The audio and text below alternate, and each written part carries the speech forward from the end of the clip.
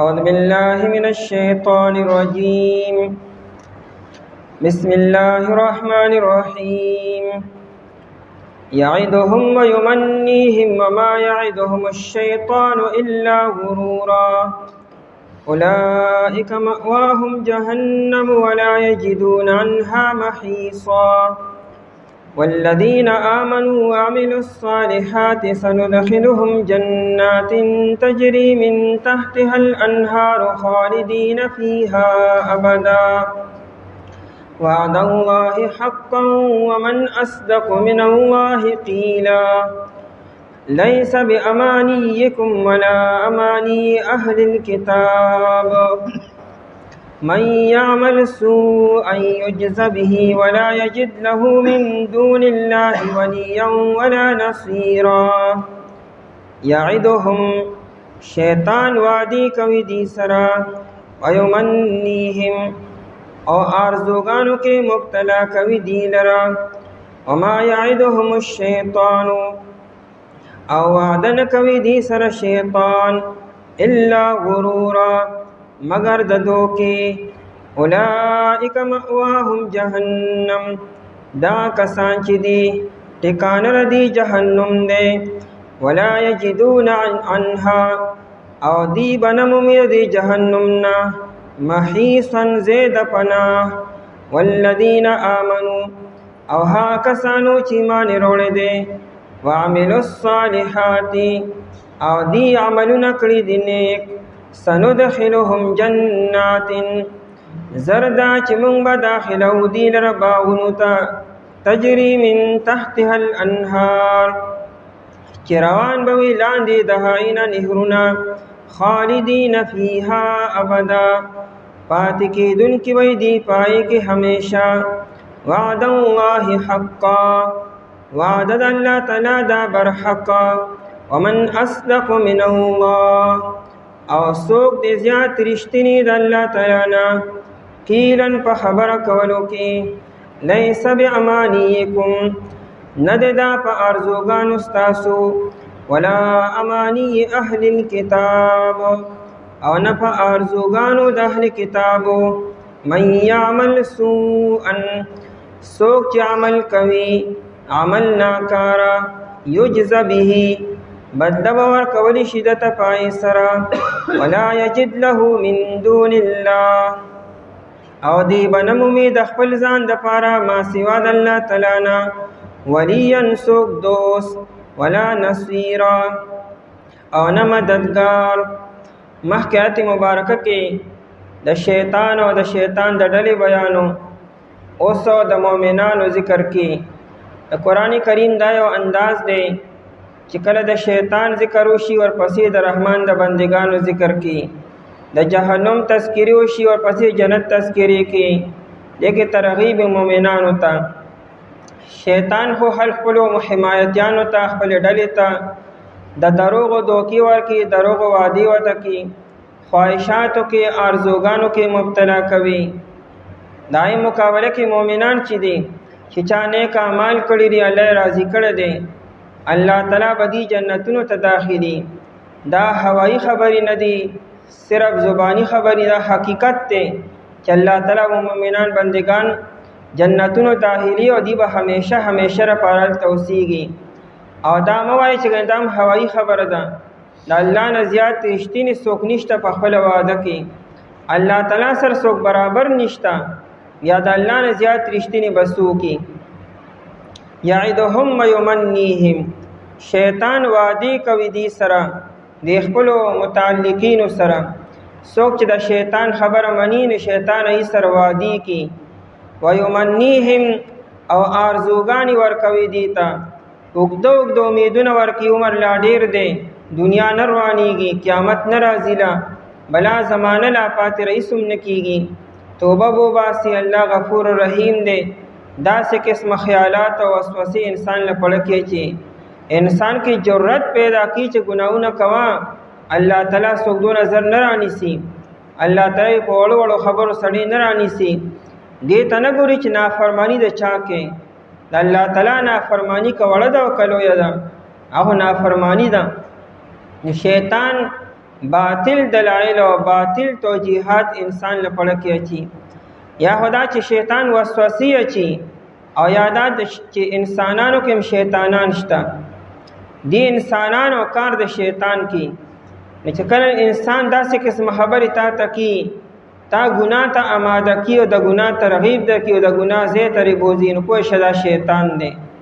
انسان دی خو دننه پکې شیطان دی، او تا ته یعدهم ویمنیهم، تا سره وعدې کې چې وبشي او تا له ارزوګان درکړي، نه ځان ترې نه ساته. وما یعدهم الشیطان، او وعدې نه کوي دې سره شیطانو الا غرورا، مگر د دوکې. شیطان په خپل ډېر غټ دوکه‌باز دی، د شیطان وعدې به هم د دوکې وي. شیطان په خپله په غلطه باندې د هغه متعلقین به هم په غلطه باندې وي. شیطان په خپله ګمراه دی، د خلک هم ګمراه کي. د شیطان یو وعده رښتینې نشته او سمه نشته، د هر خبره دوکې ده. قرآن کریم هر خبره پاک او صفا بیان کړې ده. اوس هم یو انسان دی خبرو ته ګوري اوري، بیا هم د شیطان مني. دی به سبا قیامت کې څنګه وي چې الله د دوکه شومه، ته څنګه دوکه شوې؟ دا دومره آیتونه، دومره معجزات او دومره دلایل، دا دومره واضح بیان، او د هغې باوجود ته وایې زه دوکه شومه. وما یعدهم الشیطان الا غرورا، حسر پیدا کو د شیطان وعدې ګورې صرف او صرف دوکې دي، دې څه حقیقت نشته، یعنی شاته څه بیک ګراوند نشته، صرف دوکه او خیالي دي.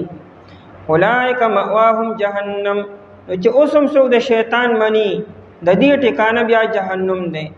اولئک دا کسان چې دي مأواهم جهنم، ټکانه دی جهنم دی. الله تعالی له خوند نه ورکړي چې انسان په جهنم ته داخل کړي او عذاب ورکړي، خو انسان چې دی نو دی دا دومره واضحه دلایل بار بار اوري او د هغې باوجود نه مني، نو سرکشي کې بغاوت کې، ځکه الله تعالی دې له ټکانه جهنم پیدا کړی دی. اولئکه وي، اولئکه کې اشاره لري طرف ته کېږي، یعنې دا خلکو د الله د رحمت نه ډېر زیات لرې شو. ډېره شیطان داسې تابعداري وکړه چې ډېر لرې لاړلو او جهنم ته ورسېدلو. ولا یجدون عنها، او دی به نه مومي د جهنم نه محیصا. محیصن دو معنی دي، یو د تیښتې ځای، جهنم کې انسان تښتېدی نشي. یو سړی به دا وایي چې رمضان خلاص کم په څه طریقې سره، او د محیصن بله معنی د پناه ځای. هلته د پناه ځای نشته، هلته کې د انسان سفارش باندې چلیږي، انسان به هلته رشته دار بني، هلته به ستا صداني چې ګنې اپروچ به وکړې او داسې طریقې سره به تا ته چوټ میلو شي، چوټي به میلو شي. نه، ولا یجدون عنها محیصا. دا محیصن کې داسې معنا پرته ده چې یو سړی په داسې یو کار کې ونښلي که نه چې بیا د ځان نشي خلاصولی، نو دې کې دا معنا ده محیصا. نو داسې ځای به دته میلو نه وي، دې ته ځان خلاص کړي. هلته کې به دې جهنم ته چې لاړو نو بس ګرفتار شو، ځان به نشي خلاصولی بیا. والذین آمنو، د دې مقابله کې د مؤمنانو بیانو، د رحمان چې کوم بندگان دي. والذین آکسان آمنو چې ایمان یې وروړی دی، وعملوا الصالحات، عملونه یې کړي دي نیکو. د آیت کې د اعلی درجې د نیکانو مؤمنانو بیان دی. قرآن کریم کې چې کوم د ایمان والو ذکر شوی دی، دا د صالحینو د اعلی درجې مؤمنانو ذکر دی. او عام مؤمنانو چې هغې سر په سر باندې وي، نو دای ذکر قرآن نه دی کړی، دای ذکر بیا احادیثو کې دی. قرآن همیشه اوچتې اعلی خبرې کړي دي، انسان له ترغیب ورکړي چې دا مه وایي چې صرف پاس شمه، دا نه چې صرف په 33 نمبر ځان پاس کم، نو نه، ته کوشش وکړه ته پوزیشن یې حاصلې کړه، ته د جنت الفردوس او د جنت عدن او د دارالسلام دپاره کوشش وکړه دغه حاصل کړه. دا نه چې بس یو جنت ته ورشم صرف، نو نه، د مؤمن خدا شان نه دی.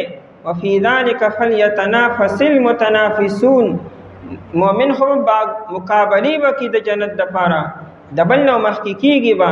نو قرآن کریم همیشه د اعلی د بهترین او د بیسټ جنت ذکر کړی دی، او د عامو مؤمنانو ذکر بیا حدیثو کې دی، او د ګناهګارو باره کې د هغې ذکر هم حدیثو کې دی. سندخلهم، زرد چونګ به داخلو دی لره، یا دا سین دپاره تاکید دی، یقینا مونږ به داخلو دی لره جنات باغونو ته، قرآن کریم بار بار د باغونو ذکر کی.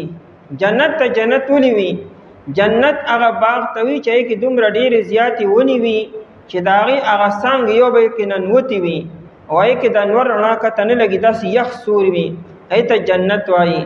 عربو کې سوري نشته، ونې کمې دي، ګرمي ډېره زیاته ده، د انور په تندي باندې وي او هلته کې انسان سوري پسې کوي، سوري نه میلاویږي. نو قرآن کریم بار بار ذکر د جنتونو کې. د عرب چې دی به ملک شام ته خفه کېدل به، لکه ملک شام سرسبز و شاداب علاقه وه، ونې ډېرې وې، باغونه ډېر و، نهري نظام هلته ډېر زیات و. دی به چې هلته لاړ نو خفه به و چې ګوره څونه ښکلې علاقه ده. قرآن کریم دنیا به څه باغونه وي، څه به جنتونه وي. تاسو له الله تعالی ناشنا جنتونه تیار کړي دي. تجري چې روان به وي من تحتها الانهار، لاندې د هغې نه نهرونه، یعنې کې لاندې یا د مخې ته نهرونه روان دي. قرآن کریم او د محلاتو د بالاخانو د کمرو ذکر کم کړی دی او د باغونو د جنتونو نهرونو ذکر زیات کړی دی. انسان چې کله کور جوړي چې کله دی بنیادی خبرې برابر کی، کمرې برابر کی او دارنګې بیسمنټ او بیا ګراوند فلور او بیا فرسٹ فلور دا جوړ کی، بیا او دی بیا مخې ته برنډه جوړه کی، بیا نورو بیا هو چې کله انسان سره بجټ سیوا شي نو بیا مخې ته پکې چمن لګي او بیا پکې فارم هاوس او بیا پکې دغه کارونه کوي.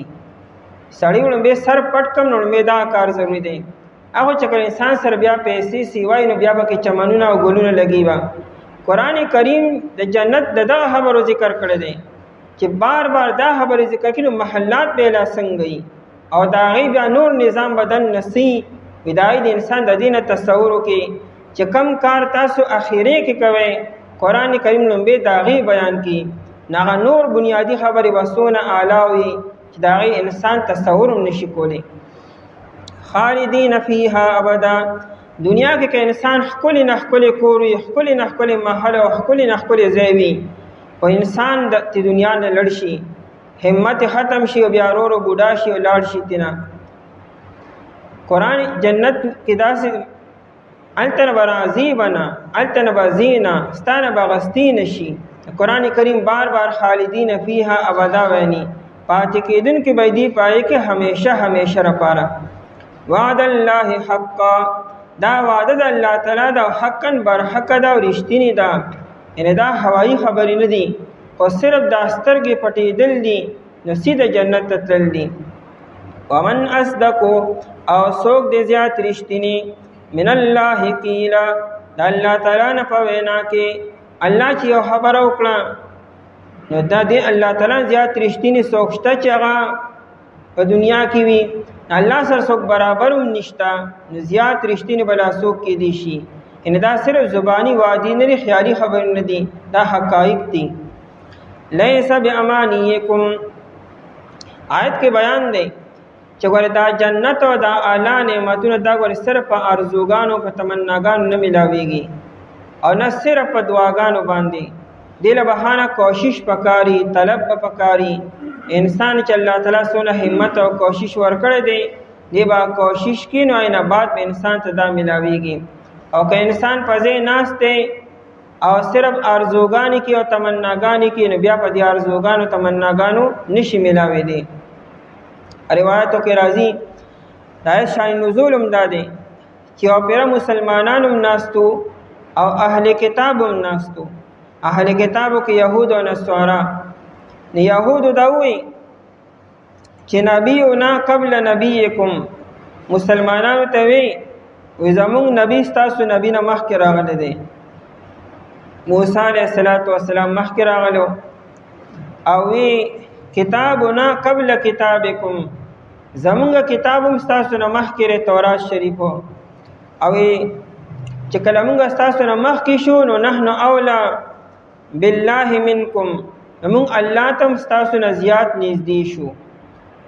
نو دا خبر نصاراو وکړه، مسلمانانو ورته ووایي چې نحن اولا منکم، مونږ ستاسو نه زیات لایق یو، ځکه چې نبینا خاتم النبیین، زمون نبی د تمام انبیاء کرامو اخرنی نبی دی، هغه باندې نبوت دروازه بند شوه. وکتابنا یقضی علی الکتب المقدمه، او زمونږ کتاب چې د مخکنو کتابونو مهیمن دی فیصله کی موږ ستاسو نه بهتر شو. نو الله تعالی د آیت مبارکه نازل کو چې صرف په تمناګانو په آرزوګانو نه کیږي، کوشش به پکاري. که مسلمانان تشي خبرې کوي او کوشش نه کوي نو دین ناکام دي، او که اهل کتاب ایمان نه وروړي او صرف آرزوګانې کوي نو دین ناکام دي. جنت په دې خبره نه ملاويږي چې زه پلانکی یم او زه پلانکی یم، زه پلانکی امتی ما یا زه پلانکی زوی ما یا پلانکی حسب و نسب والے من، په دې خبرو نه. قبر کې سوال ودا کیږي من ربک ومن نبیک وما دینک، ستا رب څوک دی، ستا نبی څوک دی، ستا دین څو.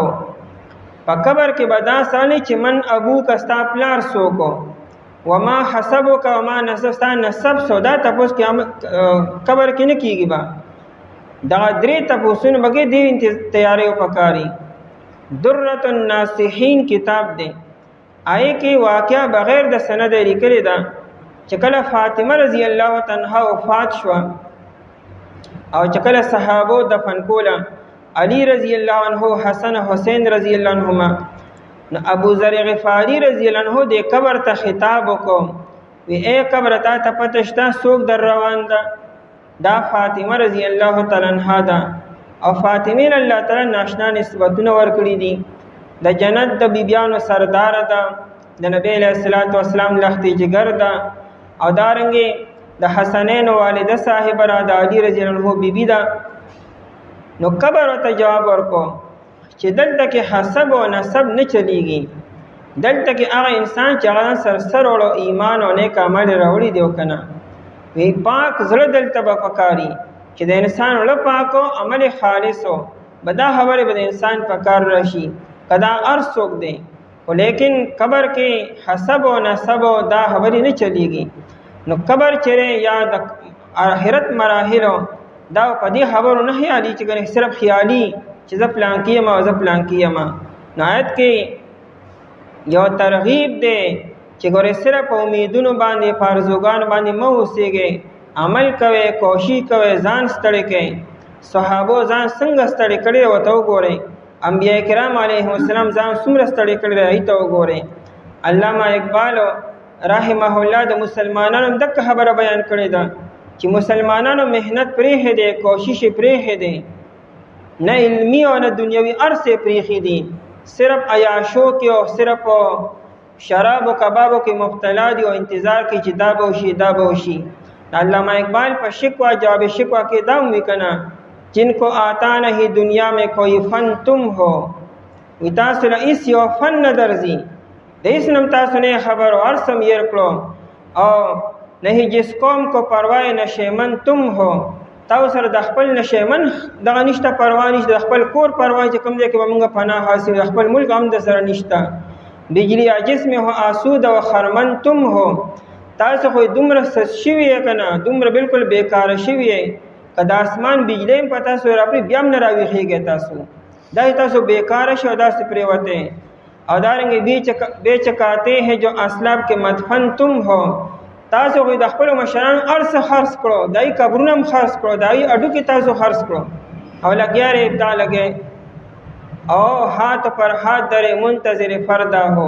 محنت نشتا، کوشش نشتا، پدې ته چې امام مهدی علیہ السلام براشو، عیسی علیہ السلام به موږ نجات راکړي، او نور محنت او کوشش هغه نشته دی.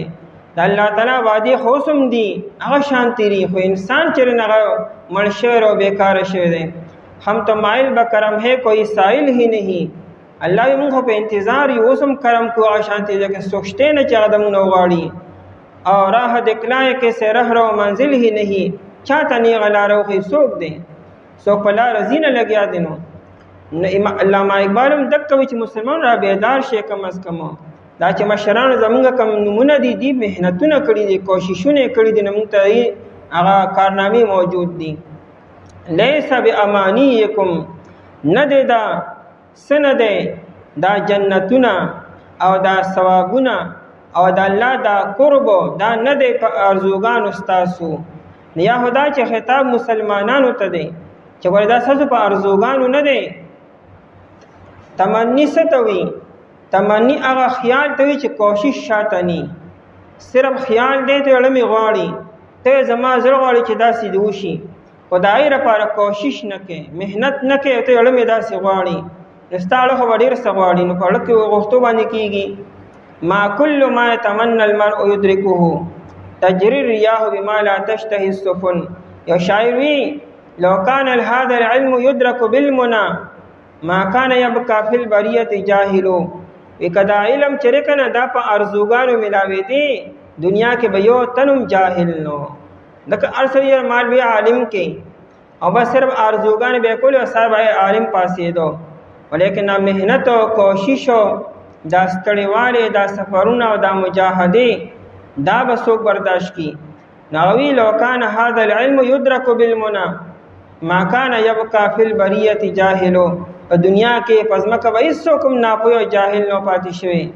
او انسان به مهنت کی کوشش وکي صرف خیالي خبرونه کیږي ليس بامانيكم نه دا په ارزوګان استاسو باندې ولا اماني اهل الكتاب او نه په ارزوګانو د اهل کتابو نه هغه تش په ارزوګانو ملاويږي نه تاسو ته کچره عمل منکو کوشش منکو او امام مجاهد رحمت الله علیه وی چې دا اصل کې مشرکین دا ویلو چې موږ به دوباره پورته کیږو نه موږ د عذاب نه راکولي کیږي دا له سبب امانیکم خطاب مشرکانو ته دی چې د مکه مشرکانو دا تاسو په ارزوګانو نه چې تاسو موږ ته عذاب نه راکولي کیږي عذاب به ولې در کولی کیږي تاسو عذاب نه ځان خلاصوي کلمه توحید وای چې د عذاب نه خلاص شې نو کلمه نه وای تاسو وای چې موږ خلاص شو من یعمل سوءا قانون بیانی چا چې ناکار عملو کو بدله بوته ملاویږي سزا بوته ملاویږي من یعمل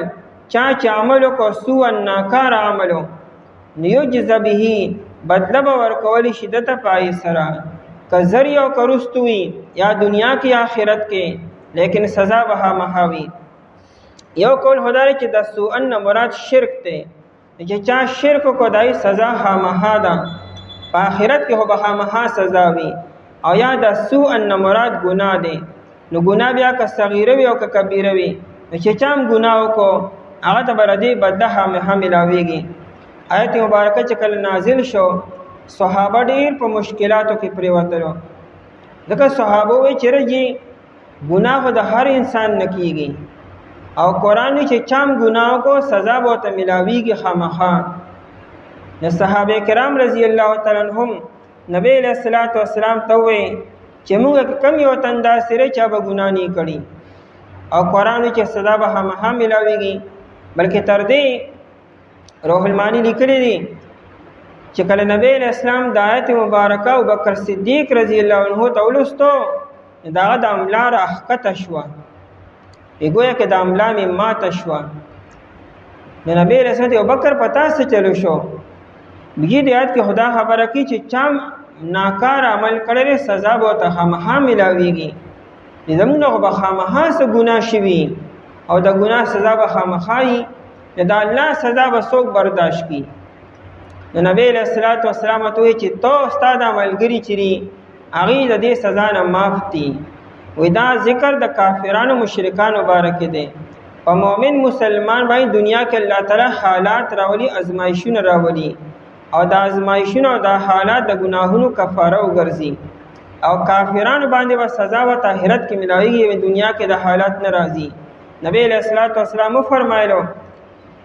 چې دا ما دا دنیا کې تاسو کم تکلیفونه او کم پریشانې در رسیږي وی فی کل ما اصاب المسلمه ای مسلمان ته هر تکلیف چور رسیدو تر دې چې یو حدیث کې چې د انسان ازغی مات شي دا زید ماتېدو چې کم تکلیف ته دام د ګناهونو کفاره وګرځي بلکې تر دې یو حدیث کې دا دی چې یو انسان په یو جیب کې یو سیزي خو درې او دې بل جیب کې لاس وهي او چې رسته شو او په دې انسان ته کم تکلیف ملو شي او کم پریشانی په دې د انسان ګناهونه معاف شي انسان ته کم غم او کم هم رسیږي پریشانی ورسیږي کوړی او کغټوي دا د انسان د ګناهونو تلافي وشي نو مؤمن مسلمان چې آخرت دی پاک لړشي دا د مر نمخ کی بیماری مخوي چې انسان تیر کی بیماری بد الله پاک نه غواړو نه الله نه بدعا کو چې خدای مونږ بغیر دار سماپ کې امون له سزا مرا کوي لیکن که انسان بیمار شه بیماری د انسان د لپاره خده نبی علیہ السلام دی او صحابي تپوس لاړو، هغه بالکل نری شوی وو لکه د مرغۍ د بچی په شانتي بالکل صفا شوی وړوکی شوی وو. نبی علیہ السلام چې وکتل لکه تاسو دعا کې خاص دعا یا دا دعا کوم چې الله مال چې ته ګناهونو سزا په آخرت کې راکې مال دنیا کې راکې چې آخرت ته پاک لړ شمه. نبی علیہ السلام تو فرمایلو آیت د الله تعالی سزا برداشت کولی شي ته الله پاک ته دا سوال ولې نه کوي چې الله ماته معاف کړي. الله پاک خدا نه چګني خامخا به تعالی سزا درکې معاف کولم کی ته وایي چې الله ماته دا ارسم معاف کړي چې پاک لړ شي آخرت ته. من یعمل سوءا چا چې عمل کو ناکار عملو یجز به بدله به ورکولی شدت داغي ولا یجد له او دی باندې امید خپل ځان لپاره من دون الله ما سوا د الله تعالی نه ولیا سوک دوستو ولی حمایتی توي چې دی بچ کی ولا نصير او نه مددګارو چې د سره مددو کې په خلاصي کې نه سوک بمداسي ني. شیطان وعده کوي دی سره او ارزوګانی ور کوي دی ته او وعده نه کوي دی سره شیطان مگر دوکې دا کسان چې دی ټکانه دی جهنم دی او دی ونمومي جهنم نه زید خلاصي او کسانو چې ایمان لري دي عملونه کړی دي نه کو زرد چنګ د هودی لر باونو ته چروان به اعلان دی عین نهرونه پاتې کېدون کې به دی پای کې همیشه وعده د الله تعالی د برحق او څوک دې دې ترشتي د الله تعالی نه پوینا کې نه دي دا په ارزوګانو استاسو ان په ارزوګانو د اهل کتابو چا عمل کو عمل ناکارا بدل اور کوي شدت پای سره او نه به امید د خپل ځان لپاره ما سوا د الله تعالی نه څوک دوست او مددگار.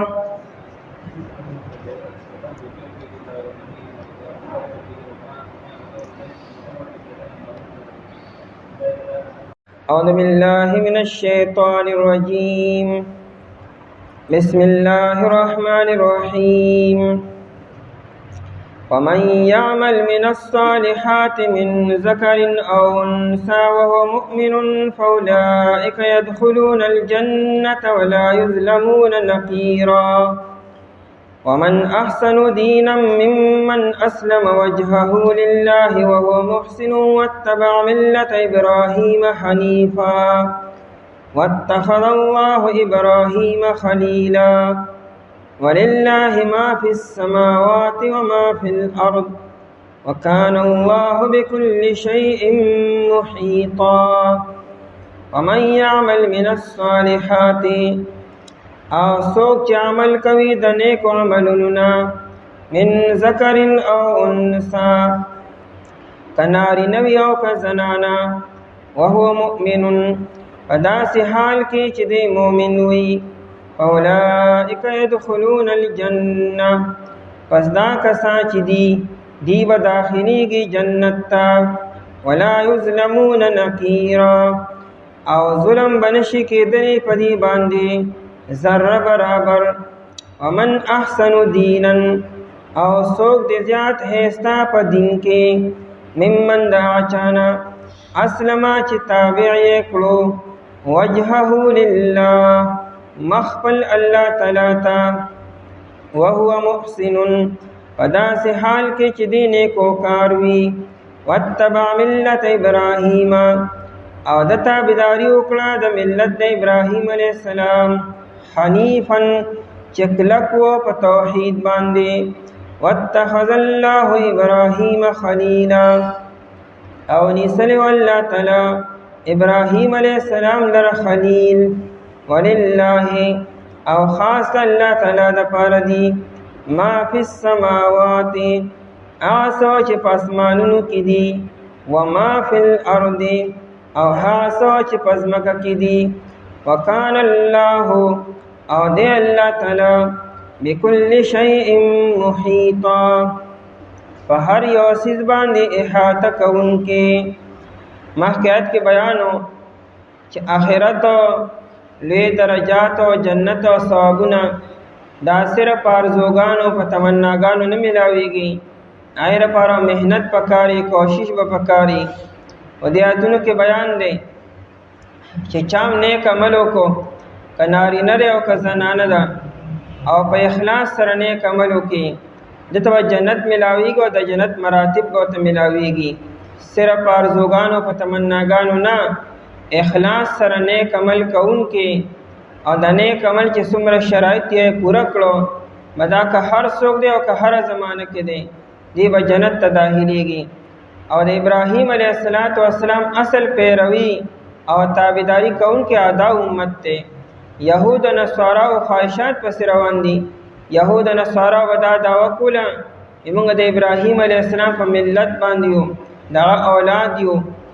نو قرآن وی د ابراهیم علیه السلام اولاد د پکار دی چې دغه تابعداري مو کی، دغه پشان مخلصین شي، دغه پشان په عقیده توحید باندې کلک شي.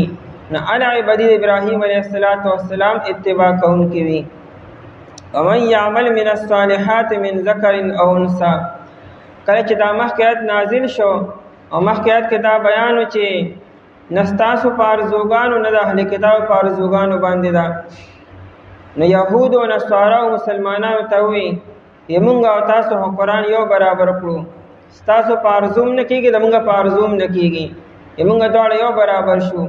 نو الله تعالی د آیت مبارکه نازل کو چې چا ایمان نوړو کا ناری نه او کا زنانه ده، نو هغه خصتش ارزو نه ده نه تمنا ده، بلکې کوشش کې نیک عمل کې ردی الله تعالی جنت ته داخلي. ومن يعمل من الصالحات. قرآن یو قانون بیانی چې په حسب او په نسب پسې بنځي او دې پسې بنځي چې دا څوک دی او چا اولاد کې دی، بس نیک عمل کوون کې کناری نه او که زنانه ده او چې په اخلاص سره وکي بدا انسان به جنت ته داخليږي. ومن يعمل من الصالحات. او څوک چې عملو کې د نیکو عملونو نه دامن د پاره تبعیض دی، ټول نیک عمل خو یو سړی نشي کولی، ګران کار دی.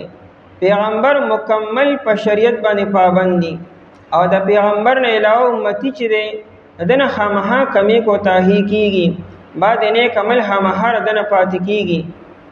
نو من الصالحات د نیکو عملونو نه خدا چې انسان به د خپل کوشش مطابق زیات نه زیات نیک عمل وکړي، چې دا هر څوک دی دا من ذکرین او انثى دی بیان دی کناری نره او که زنانه ده چې نیک عمل وکړو. من ذکرین او انثى، ذکر نه مراد نارینا، انثى نه مراد زنانه. د نارینه ذکر ځکه مخکې وکړو چې دنیا ته نارینه مخکې راغلی وي، زنانه وروسته راغلی ده. لومبی آدم علیه السلام پیدا شوی دی، د آدم علیه السلام نه بعد بیا بی حوا علیه السلام پیدا شوی ده. د نارینه ذکر همیشه مخکې دی او د زنانه ذکر وروسته دی. اوس دنیا الټه روانه ده، خواتین او حضراتو چې خبرې کو نه زنانه مخکې کو او نارینه وروسته کو، او کچې نارینه مخکې کو زنانه وروسته کو دا قدامت پرست دا متشدد دی سختی کې. قرآن د نارینو ذکر مخکې کړی دی، خواتین او حضرات کې زنانه مخکې او نارینه وروسته. قرآن ذکر نارینه مخکې کې او زنانه وروسته کې. من ذکرین او انثى، که نارینه وي او که زنانه وي. وګوره نکره روړه که هر څوک دی، یعنی دا نه چې خامخا لوی نسب والا او لوی خاندان والا او د نبی اولاد او د نبی خاندانی. من ذکرین او انثى، که هر یو نارینه او که هر یو زنانه ده، که غریب دی او که امیر دی او که عربي دی او که عجمی دی او که هر څوک دی. من ذکرین او انثى، که نارینه وي او که زنانه وي. بلال رضی الله تعالی عنہ سره د دنیا د فخر په حساب سره اسم نشتا. انسان چې فخر کی په خاندان باندې کی، د بلال رضی الله عنه خاندان د سره نشتا. انسان چې فخر کی په حسب او په نسب باندې کی، غریب غلامو. انسان چې فخر کی په حسن باندې کی، بلال رضی الله عنه د حبشې دی، د رنګ نه مکمل تور دی، نه قام شته او نه قبیله او نه خاندان او نه حسب او نه نسب او نه مالدار دی او نه حسن وسره شته. دنیا یو کمال وسره نشته، لیکن د الله په نظر کې ډیر زیات اوچت دی. دومره اوچت دی چې عمر رضی الله تعالی عنہ انته کې با شخصیت چې دی هغه به سیدنا بلال، بلال زمونږ سردار او زمونږ معزز دی. دومره لوی درجه والا مقام والا چې نبی علیہ السلام وی چې ما په جنت کې وکتلو چې زمانه مخکې بلال رضی الله تعالی عنہ روان دی او د ظاهر په اعتبار سره هیڅ یو کمال نشته، لیکن دن ارس شته، اخلاص شته او د الله رضا شته دی او پیغمبر د پاره جان ورکول شته، د الله په نظر کې مقبول دی. ډیر ښکلي دغه نظر شه د ابو لهب وانته کې مخ به پړک بوخو دغه خپو خور تم نه رسیږي د بلال رضی الله تعالی عنہ وانته کې شخصیت من ذکرین او انثى کناری نوی او کزنانوی وهو مؤمنون په داسې حال کې چې دی مؤمن وي، نیک عمل بکې لیکن ایمان ولا شرط دی، بغیر د ایمان اس یو نیک عمل آخرت کې نه قبلېږي. دنیا کې به انسان ته فایده ورسی لیکن آخرت کې به انسان ته اس یو فایده نه رسیږي، ځکه د نیک عمل لپاره بنیاد د ایمان دی. کچری یو انسان هر څومره نیک اعمالو کې هسپتالونه جوړ کړي او دارنګې لارې پهې کې روډونه جوړ کړي، مسلمانانو سره مددونه وکړي، هر څه وکړي، خو ایمان پکې نشته، نو دا ټول هر څه به دنیا کې پاتې شي، آخرت کې به انسان ته ردي هېڅ فایده نه میلاویږي. البته د الله د ذات نه دا امید دی چې ردي نیکو اعمالو د وجې نه دته کې د ایمان دولت نصیب شي. چې کافر چې مشرک هغه دنیا کې نیک اعمال کوي، مطلب صدقې او خیراتونه کوي مسلمانانو سره، عام انسانانو سره، نو کېدی شي الله تعالی د مړ نه مخکې د ایمان دولت و نصیب کړي. دا حکیم ابن حزام رضی الله تعالی عنہ چې د ایمان وروړو نه مخکې بلا غلامان آزاد کړي وو، نو د چې کله ایمان وروړو د نبی علیه الصلاۃ والسلام نه تپوس وکړو چې دا ما د اسلام نه مخکې چې کومې نیکۍ کړې دي او ما ته څه فایده میلاویږي او که نه؟ د نبی علیه السلام هغه ته وایي چې اسلمت علامه اسلفت من خیر، نو دا تا چې کومې مخکې نیکۍ کړې وې د هغې د وجې نه الله تعالی تا ته د ایمان دولت درکو، یعنې هغه نیک اعمال هم یو فایده وشوه چې تا ته ایمان نصیب شو. نو کافر که ایمان راونړو نو آخرت کې هېڅ اجر نشته. وهو مؤمن په داسې حال کې چې دی مؤمن وي. فاولئک پس دا کسان چې دي یدخلون الجنة دی به داخلیږي جنت ته، جنت ته به خامخا داخلیږي. که ګناهونه کړي دي او الله تعالی معاف کړي، او که فرض که معاف نشو او سفارش ونه شو، نو چې کله خپله سزا وخوري بیا به جنت ته داخل بشي. فاولئک یدخلون الجنة. مؤمن مسلمان د ځان معمولی نه ګڼي، ټول مؤمنان خوشحاله شي، الله تعالی تاسو ډېر د خیر اراده کړې ده چې د ایمان دولت یې درکړی دی. د دې پته به د قیامت په ورځ لګي چې کافران به لاس مروړي، ای کاش چې موږ کم از کم یو پیره دا کلمه ویلې وي. ولا یظلمون نکیرا، او په دې به ظلم نشي کېدلی. نکیرا مراد تینا معمولی ذره برابر لږ ونته کې ظلم به الله تعالی دې سر نه کړي، چې لږ نه کړي نو ډېر خو هډوکي نه سره، ځکه الله تعالی کې ظلم د سره شته نه. نکیر د کجوري د هډوکي په ملا باندې چې هغه د ستنې د سر برابر چې کم سوري وي نای ته نکیر ویل کېږي. نکیر د نکرت نه دی، او نکرتون ډوغل ته وي، کنده کولو ته وي. د کجوري په دې ملا باندې هغه نری غونته کې چې ستن څونه سر وي د هغې برابر نری غونته کې سوري وي، هغې ته نکیر ویل کېږي. او دا تیغ هم دقه ځای نه راخېږي. د کجوري دا چې کوم ونه ده دا تیغ دا هم د دغه نري سوري نه شروع شي. دومره ظلم هم الله تعالی چا سر نه کړي. مراد دا دی چې ذره برابر ظلم الله تعالی هېڅ یو انسان سر به نه کړي. ولا یظلمون نکیرا، او ظلم به نشي کېدلی په دې باندې د ذرې برابر هم. ومن احسن دینا، او څوک دې زیات ښایسته په دین کې، د هغه چا نه زیات ښه دین د چا کېدی شي، یعنې د نه چا ښکلی دین بل څوک نشته، د هېڅ چا دین هم داسې ښکلی نشته چې کوم ذکر په دې آیت کې کېږي. نو هغه درې خبرې دي. یو دا چې خپل مخ الله ته واړي، څه مطلب مکمل د الله تعالی تابعدار شي، خپله مرضي خپل خواهشات مکمل پریزي، په هر خبره کې د الله تابعداري کوي، د الله رضا ته ګوري، د الله حکم ته ګوري، نه خپل ځان ته ګوري، نه خپل کور ته ګوري، نه خپل خاندان ته ګوري، نه رواج ته او نه قوم ته، بلکې ګوري چې الله څه وایي. ومن احسن دینا ممن اسلم وجهه لله، او دویم دا چې هو محسن نیکوکاری او دریم دا چې د ابراهیم علیه السلام د ملت تابعداري وکړي. نو دا درې خبرې چې پچا کې وي دنه ښکلی دین د هیچا هم نشته. اصل کې ترغیب یهود او نصاراو ته دی چې تاسو دا دعوی کوئ چې موږ د ابراهیم علیه السلام اولاد یو، نو راشه د ابراهیم علیه السلام صفات هم په ځان کې راولئ. ابراهیم علیه السلام مکمل په توحید باندې و، مکمل الله تعالی ته خپل ځان اړولو، پلار یې پرېښودو، خاندان یې پرېښودو، کلی یې پرېښودو، وطن یې پرېښودو او یو ناشنا اجنبي ملک ته لاړو. څه وجه ده؟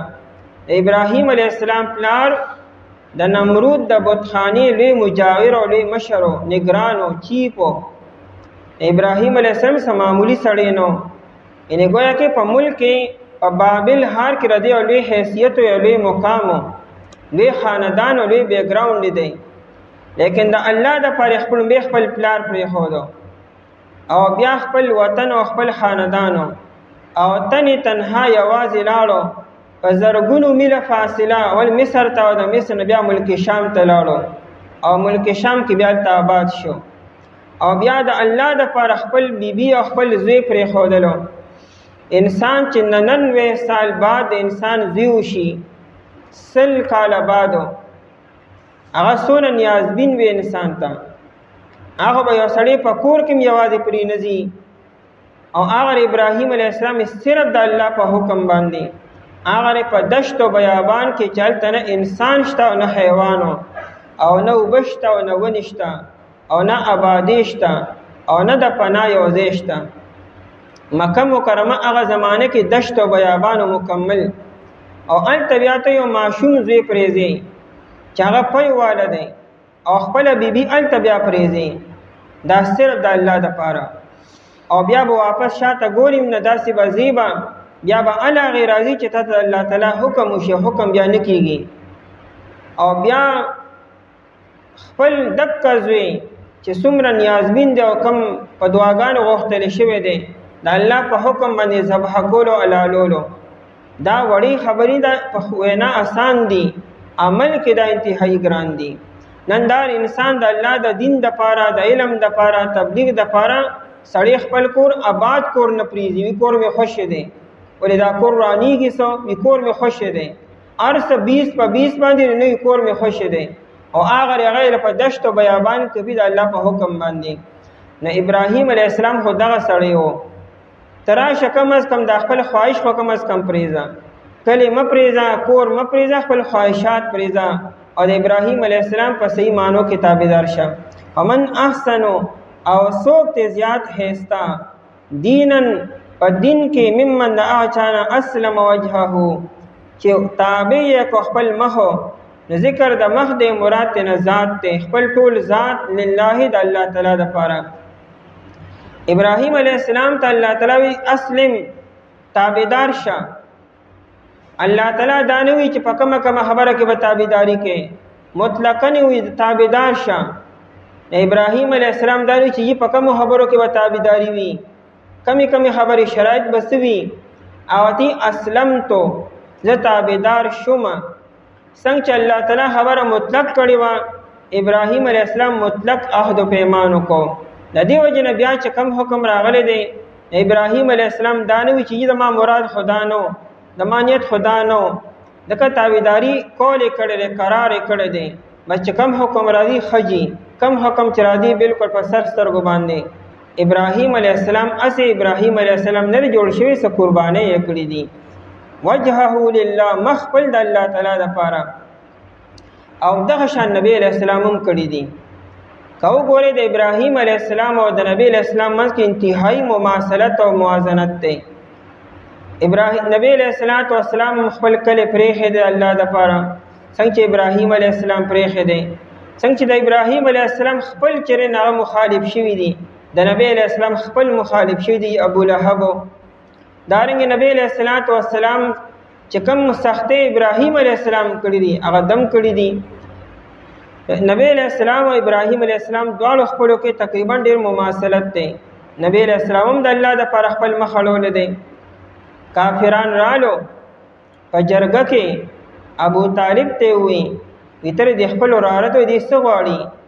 کدی مال غواړي بدی مالدار کو، کچر دې مشری غواړي بدی خپل مشر کو، او کدی د بیبي شوق لري نو ډېرې په ښځه باندې لاس کېدي او ګوته کېدي، اب ولمږه په نکاح باندې ورکو چې دې سم وایي اب موږ دله وکړو.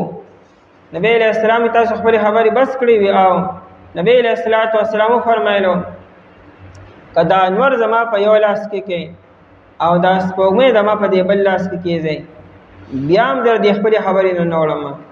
یعنې ولې خو دا خبرې ستاسو په وس کې دي نه، خو که فرض که د انور او سپوږمۍ مال راکوز کې درهم او دینار لا څه شی دی، بیا هم زه د الله تابعدار یم، د الله خبره به کوم. نبی علیہ السلام الله ته خپل مخ اړولو، بیا نه خپلو ته کتل او نه پردو ته که یو خبره یې کوله او کامیاب شو. وجهه لله، مخبل الله تعالی ته، وهو محسن، په داسې حال کې چې دی مخلص وي. که اسلم وجهه لله نه مراد عمل شي، یعنې په عمل کې خپل مخ الله طرف ته کې، نو د محسنون نه مراد اخلاص دی. او که د اسلم وجهه نه مراد اخلاص شي، یعنې خپل هر عمل د الله د رضا دپاره وکړي، نو د محسنون نه مراد نیکوکار. بیا د آیت مطلب دا دی چې الله یو عمل قبلی په دوه شرطونو باندې وی قبلی. یو خدا چې د عمل د الله د رضا لپاره وي، دویم دا چې د عمل د الله د حکم مطابق وي او د نبی له سره طریقې مطابق وي. ښکلی عمل هغه عمل دی چې د شریعت په رڼا کې وشي. کتی ډېر ښکلی وکړي خو د شریعت په رڼا کې نه، دا خراب عمل دی. د دې وجې نه بدعت ولې الله ته نه دی خوښ او پیغمبر علیه السلام ته نه دی خوښ؟ ځکه دا د الله د پیغمبر نه خلاف دی. نو بدعت او ګمراهي ده. په ظاهره کې به ته ډېر ښکلی وکړي لیکن هغه د ګمراهي او سنتو دا الله ته محبوب عمل دی. نو محسنون په داسې حال کې چې دی نیکوکار وي، نو هر عمل به ګورو چې د الله د رضا او د نبی علیه السلام طریقې مطابق وي او د نبی علیه السلام طریقه به مخکې پیژنو، نو هغې به عمل مطابق کو. امام بخاری رحمت الله علیه ترجمه الباب جوړ کړی دی، قایم کړی دی چې باب العلم قبل العمل، د عمل نه مخکې د علم حاصل کا چې عمل ښکلي انداز کې وکړي. یو عمل به هغې ښکلي عمل ګرځي چې د هغې علم تا ته حاصل شي. واتبع ملت ابراهیم، او تابعداري وکړه د ملت ابراهیم علیه السلام، حنیفا چې کلکو په توحید باندې. چې دا درې خبرې چا کې وې د دین ښکلی دی او ښایسته دی او د نه زیات ښکلی دین دی چا نشته دی. واتخذ الله، او نیسلی الله تعالی ابراهیم علیه السلام لره خلیلا، خلیل لره. خلیل دوست ته وي. الله ابراهیم علیه السلام خپل دوستی باندې نیسلی و. خلیل د خلت نه دی، او خلت هغه دوستی ته وي، هغه محبت او مینې ته وي چې هغه د زړه ته دننه ورکوز شي. د دې زړه د پاسه یو پرده وي، هغې ته فؤاد وایي. فؤاد کې دننه قلب وي. کله چې د مینه او محبت او د پردې نه دننه شو او زړه ته ورکوز شو، دا خلت دی. دا مونږ تاسو چې یو بل سره وایو مونږ تاسو سره مینه کو مینه کو، نو دا مینه تر پردې پورې وي، پردې نه دننه نه ځي. د ابراهیم علیه السلام په زړه کې پرده کې دننه بیا چې کوم زړه کې دننه کومه توره وینه وي جمع شوې، چې ته سودا القلب وایي. د الله تعالی د مینه او محبتو هغه تورې وینې ته رسېدلو، دې ته ویل کېږي خلتو. او دا مینه بیا انسان نه چرې نوځي. انسان به ته حلال به کې ذبح به کې، لیکن دغه مینه او محبت دغه د زړه نشي وتی. ابراهیم خلیلا، او یا دا خلیل چې دا د عمده خصلتونو نه دی. د ابراهیم علیه السلام هغه ټول ښکلي خصلتونه په ځان کې راوستو کوم چې الله تعالی کې دي. د الله تعالی صفتونه خپل ځان کې راوستو. لکه الله تعالی مافکول کی، چې انسانو مافکول زده کی. الله تعالی هر چاله رزق ورکی، خوراک ورکی، که الله منی او که نه منی. ابراهیم علیه السلام هم هر چاله رزق ورکو. روح المانی لیکلی دی ابراهیم علیه السلام یو مېلمه راغی، یا ته چې وحد الله تعالی، د توحید کلمه وایي چې تا باندې خوراک وکوم. هغه ته ما خو وي د اویاو کالو نه زه د الله نه علاوه د بل چا کلمه وایم. اوس د یو نوړۍ دپاره د یو ټایم د خوراک دپاره زه خپل دین بدل کړم د پلار نیکو، چې د اویاو کال نه زه په کوم دین باندې را روان یم. خیر هغه پاسېدو. الله جل شانو ابراهیم علیه السلام ته وحی وکړه چې هغه 80 کاله زمانه علاوه د بل چا کلمه وي او ما ول رزق ورکو او نن چې تا لراغې نه هریشه تا ته وی کنه چې دا خوراک د پر خپل دین بدل کی. گویا کې الله تعالی تر طرف نه یو تنبیه وته مو چې زه هغه دا یا کله رزق ورکو ما په رزق بند نکو انا کې زما کلمه ډوینه. ابراهیم علیه السلام واپس لاړو راشه الله تعالی ستا بارک ما ته تنبیه وکړه. ناغه سړی دا وای چې دا الله ردی قابل او لایق دی چې دا کلمه دی ویل شي چې زه داغه کلمه نه مال الله تعالی رزق راکې اوس هماره داغه شکریا دا کول پکار دی هغه بیا کلمه وی. ابراهیم علیه السلام کې دا بنیادی صفاتو چې هغه هر چا باندې خوراک بکو ک پیجنده به کنه به پیجندو او کداغه مؤمن به او ک مسلمان او ک کافر به. واتخذ الله ابراهیم خلیلا. حدیث کې راځي نبی علیہ الصلوۃ والسلام فرمایي چې واتخذ الله ابراهیم خلیلا و موسی نجیا. الله تعالی ابراهیم علیہ السلام خلیل ګرځولو موسی علیہ السلام یې نجی ان اثر به راز او نیاز کو او یې واتخذنی حبیبا او ځا الله تعالی خپل حبیب او محبت ولا ګرځولې ما. د نبی علیہ السلام درجه د ابراهیم علیہ السلام نه اوچته ده. ابراهیم علیہ السلام خلیل دی او نبی علیہ السلام حبیب دی او حبیب په معنی د محبوب سره دی. او روح المانی لیکلی دی وی د محبت بنا درجات دي داغي یو درجه خلتم دی. د ابراهیم علیہ السلام د خلیل والی چې دی دا د الله د حبیب یو درجه ده خو د حبیب درجات بیا نورم سیوا دي.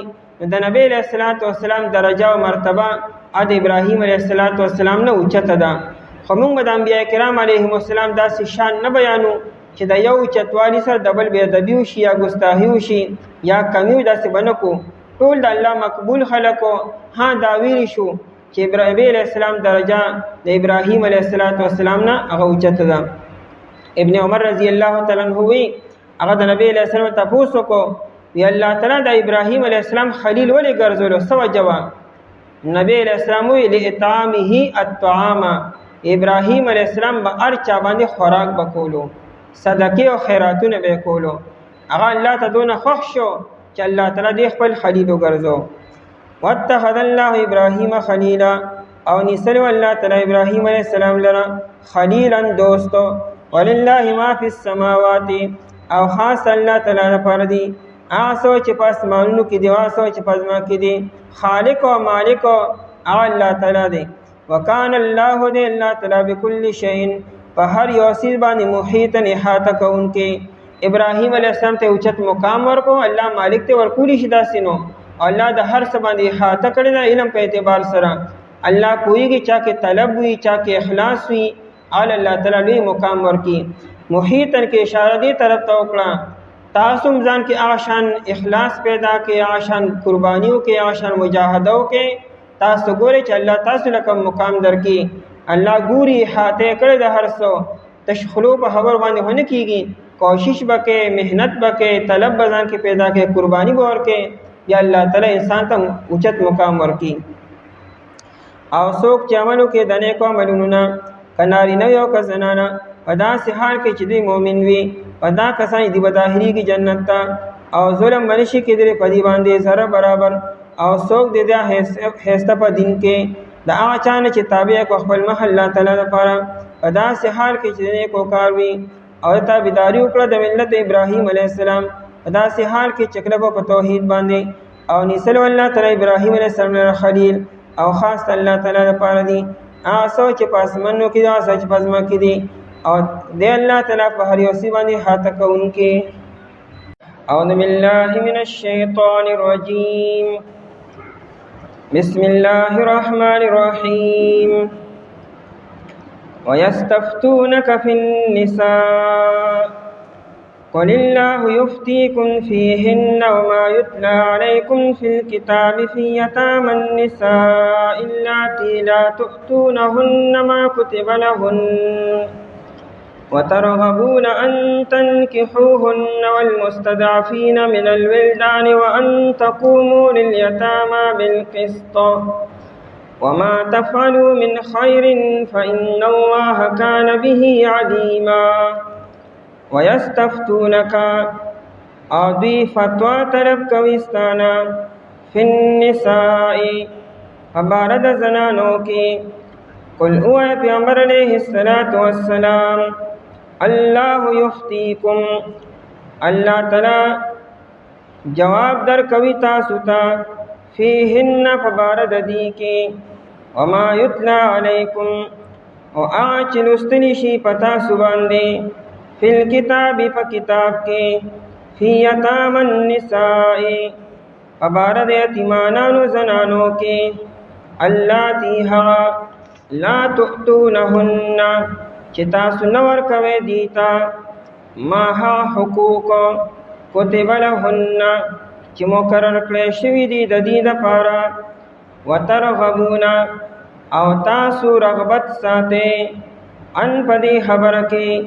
تنکحوہن چی تاسو نکاو کے دی سرا والمستضعفین او پبارد کمزور کسانو کے من الولدان دما شمانونا وان تقومو او دا چی تاسو دریگے لیلیتاما دفرد یتیمانانو بالقسط پا انصاف سرا وما تفعلوا من خیر وها چی تاسو کوي د نیکینا فإن الله كان به علیما پس بیشک اللہ تعالی چی دے پائے بانی خبردار. ای سورت مبارکہ نم سورت النساء او دا سورت النساء پا شروع کے د یتیمانانو حقوق بیان شویو د میراث احکامات بیان شو او دارنګه د ماشومانو چې ماشومانو له میراث ورکوي زنانو له میراث ورکوي او کستاسو په پرورش کې یتیمانانی جنکې وي دای به حقوق پورا کوي کستاسو سره خپل د نکاح رغبت او شوق نو نکاح سره کې کداغي رضامندي وي واغې له بیا مہر پورا ورکوي او کچره هغه په شکل صورت باندې تاسو په معیار باندې برابر ني او تاسو اثر نکاح نه کوي نو به بل چاله په نکاح باندې ورکه او د نکاح نه معنی کوي ما د دې یاري نه چې سینه د بل کور ته لاړ شي د ما به میراث لاړ شي. دا احکامات د سورۃ النساء په لمنو دوه رکوع کې تفصیلا بیان شوي وو.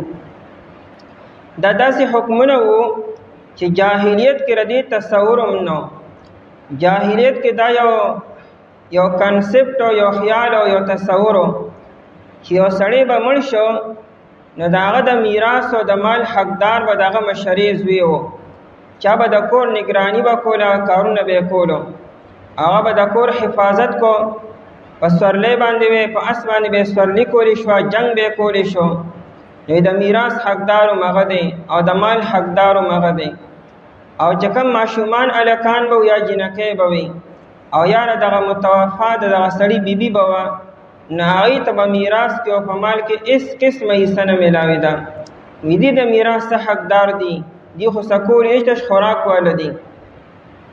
قران کریم وی چې نه یو سړی مړ شو دا چې څومره وارثان دي داغه بیبي دا داغه باقاعده مستقله حصہ ده کړه دې سړی اولاد نو بیبي ته به اتمه حصہ ملاويږي او کړه دې سړی اولاد نو بیبي ته سلورمه حصہ ملاويږي. نه جاهلیت کې چا بیبي لا حصہ په میراث کې نه ور کړی. دارنګ چې کم ماشومان دي کلکان دي او کجنکېری د دې پلان په مال کې مکمل حصہ ده که یو جینره نیمه حصہ بوته نیم مال بوته ملاويږي. جاهلیت کې چا جنکول مال ورکو قران وی چې یو سړی مړ شو دا صرف یو لور ده او ځامن نشته نه دی لور ته نیم مال ورکوي. قران داسې ناشنا حکم بیان کو او چې دوا یا دونه سی بیا به دوه تهائی ورکوي مال بدری سي کې دوی سی به دی جنکول ورکوي او کلکان او جنکه ګډ ور دي نو بیا الګ ته دوی سی ورکوي جنې ته وای سی ورکوي. او دا مسائل او دا احکامات او دا خبر جاهلیت کم دے کې قران بیان کړي.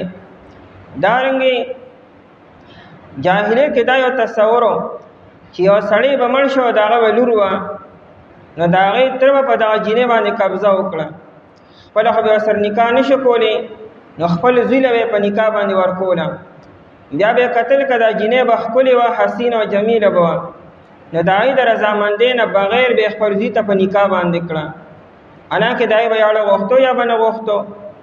دویم چې نکاح به ورسره وکړ بیا به مهر نه ورکو او دای حق به یې نه ورکو، میراث کې به هم حصه نه ورکوله.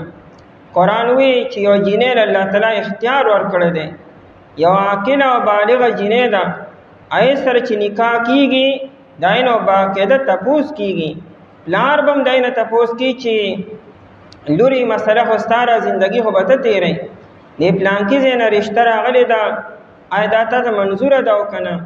په خپله ته تپوس وکړي، د بیبي په ذریعې سره تپوس دې وکړي، د ملګري په ذریعې سره تپوس دې وکړي، هغه خپله رضامندي یا ناراضګي به ظاهره کړي. جاهلیت کې دا خبره کوم ځای کې وه، د جینۍ به څه مجال یې به تپوس کړي. دغه رنګې که چېرې دا جینۍ به ښکلې نه وه، حسین او جمیله به نه وه، رنګ روغن او قد و قامت به برابر نه، بیا به ورسره دوی په خپله نکاح نه کو، خو بیا بل چاله په نکاح باندې نه ورکوله. د دې یرې نه که چېرې بل چاله په نکاح ورکو نو هغه بل سړی خو هم زورور او طاقتوري، هغه بیا د خپلې بیوي میراث به غواړي او میراث به ده ورکو نه، مال خو چې بل کور ته لاړ نه شي، نه به یې کور کې بندیوانه کړې وه، نه خپله نکاح نه بل چاله په نکاح باندې ورکوله. قرآن دا خبره مو کړه که ستاسو نی خوښي نو بل چاله بیا په نکاح باندې ورکړئ او د دې یرې نه کور کې مه ساتئ چې مال به د بل کور ته لاړ شي. دارنګه چې دا یتیمانان به د تر سرو هلکان به وو، نو د پلار او د ترو چې کوم سرپرست به ده به د یتیم مال خړپ کولو، په بانو باندې به یې خوړلو. یتیم به 10 روپۍ خرچه وکړه د به 20 روپۍ ولیکلې، یتیم به 1 کیلو خوراک وکړه د به 2 کیلو ولیکو. چې یتیم به بالغ شو هغه به خپل مال غوښته چې زما د پلار حصه مال راکړه، او دې 10 کاله او 15 کاله دا خوراک دې کړی ستا مال خرچ شوی دی، الټه زما تا ته کېږي خو غواړم دننه، هغه به احسان ورواړو. حالانکه یتیم به دونه خوراک او دونه خرچ نه کړی، خو دې سرپرست به په بانو باندې د یتیم مال به هړپ کړو. قرآن د هغې ذکر وکړو، اصول بیان کړو چې د یتیم مال به ګورې خورئ نه، الله ګورې ستاسو په نیتونو باندې ښه پوهېږي. چې کله دا آیتونه رالو نو په خلکو باندې ډېره ګرانه ولګېده، ځکه د زمانو نه دا خبرې دای په خمیر کې دای په ذهن کې را روانې وي چې ردی څه حقوق دي د ماشومانو او د زنانو بلا څه حقي. چې قرآن کله دا اصول بیان کړو او څه وخت تېر شو، دا خلکو په ذهن کې دا و چې کیدی شي دا حکمونه منسوخ شي، کیدی شي آینده کې حکم راشي چې زه ټیک ته د کور مشر د ټول مال واخلي او ماشومانو ته زنانو ته رسته نه ملاویږي، ځکه ایو خاصم تش خوراک کی خرچه خو کی او څه ګټه وټه خو هغې نه کې د کور مشر ګټه وټه کی، نو کیدی شي هغه زاړه احکامات بیا بحال شي.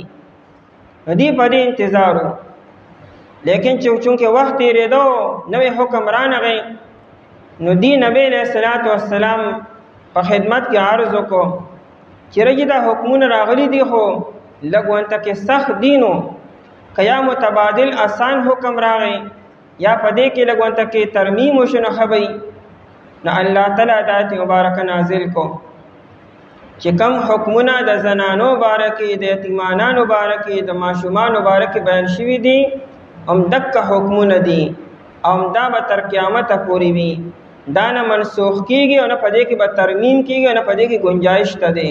دا د الله تعالی اټل حقوق او فیصلې دي، د دې د پوره کولو اهتمام وکړئ، د دې د منسوخوالي په انتظار مو اوسېږئ او نه په دې کې د ترمیم انتظار کوئ. دا د الله تعالی حکمونه دي، دې به خپل حقونه ورکوئ. به دغه شان یو بله مسله هم راغلې وه، ابتدا کې چې دا کوم مسجد نبوي او د نبی علیه السلام جومات و، د دې نه غیر چاپېر د صحابو کورونه وو، هغې د خپلو کورونو دروازې جومات طرف ته کړې وې، نو هغې به کور ته چې تله راتله په جومات به تله راتله به راوتل به هم په جومات او تله به هم په جومات و.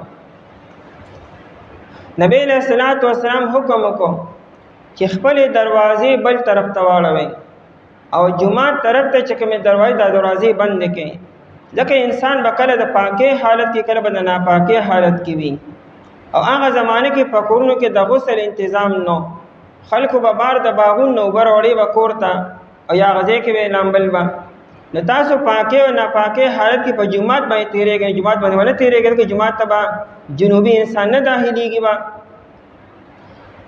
نه صحابو د خپل دروازې بند نه کړې.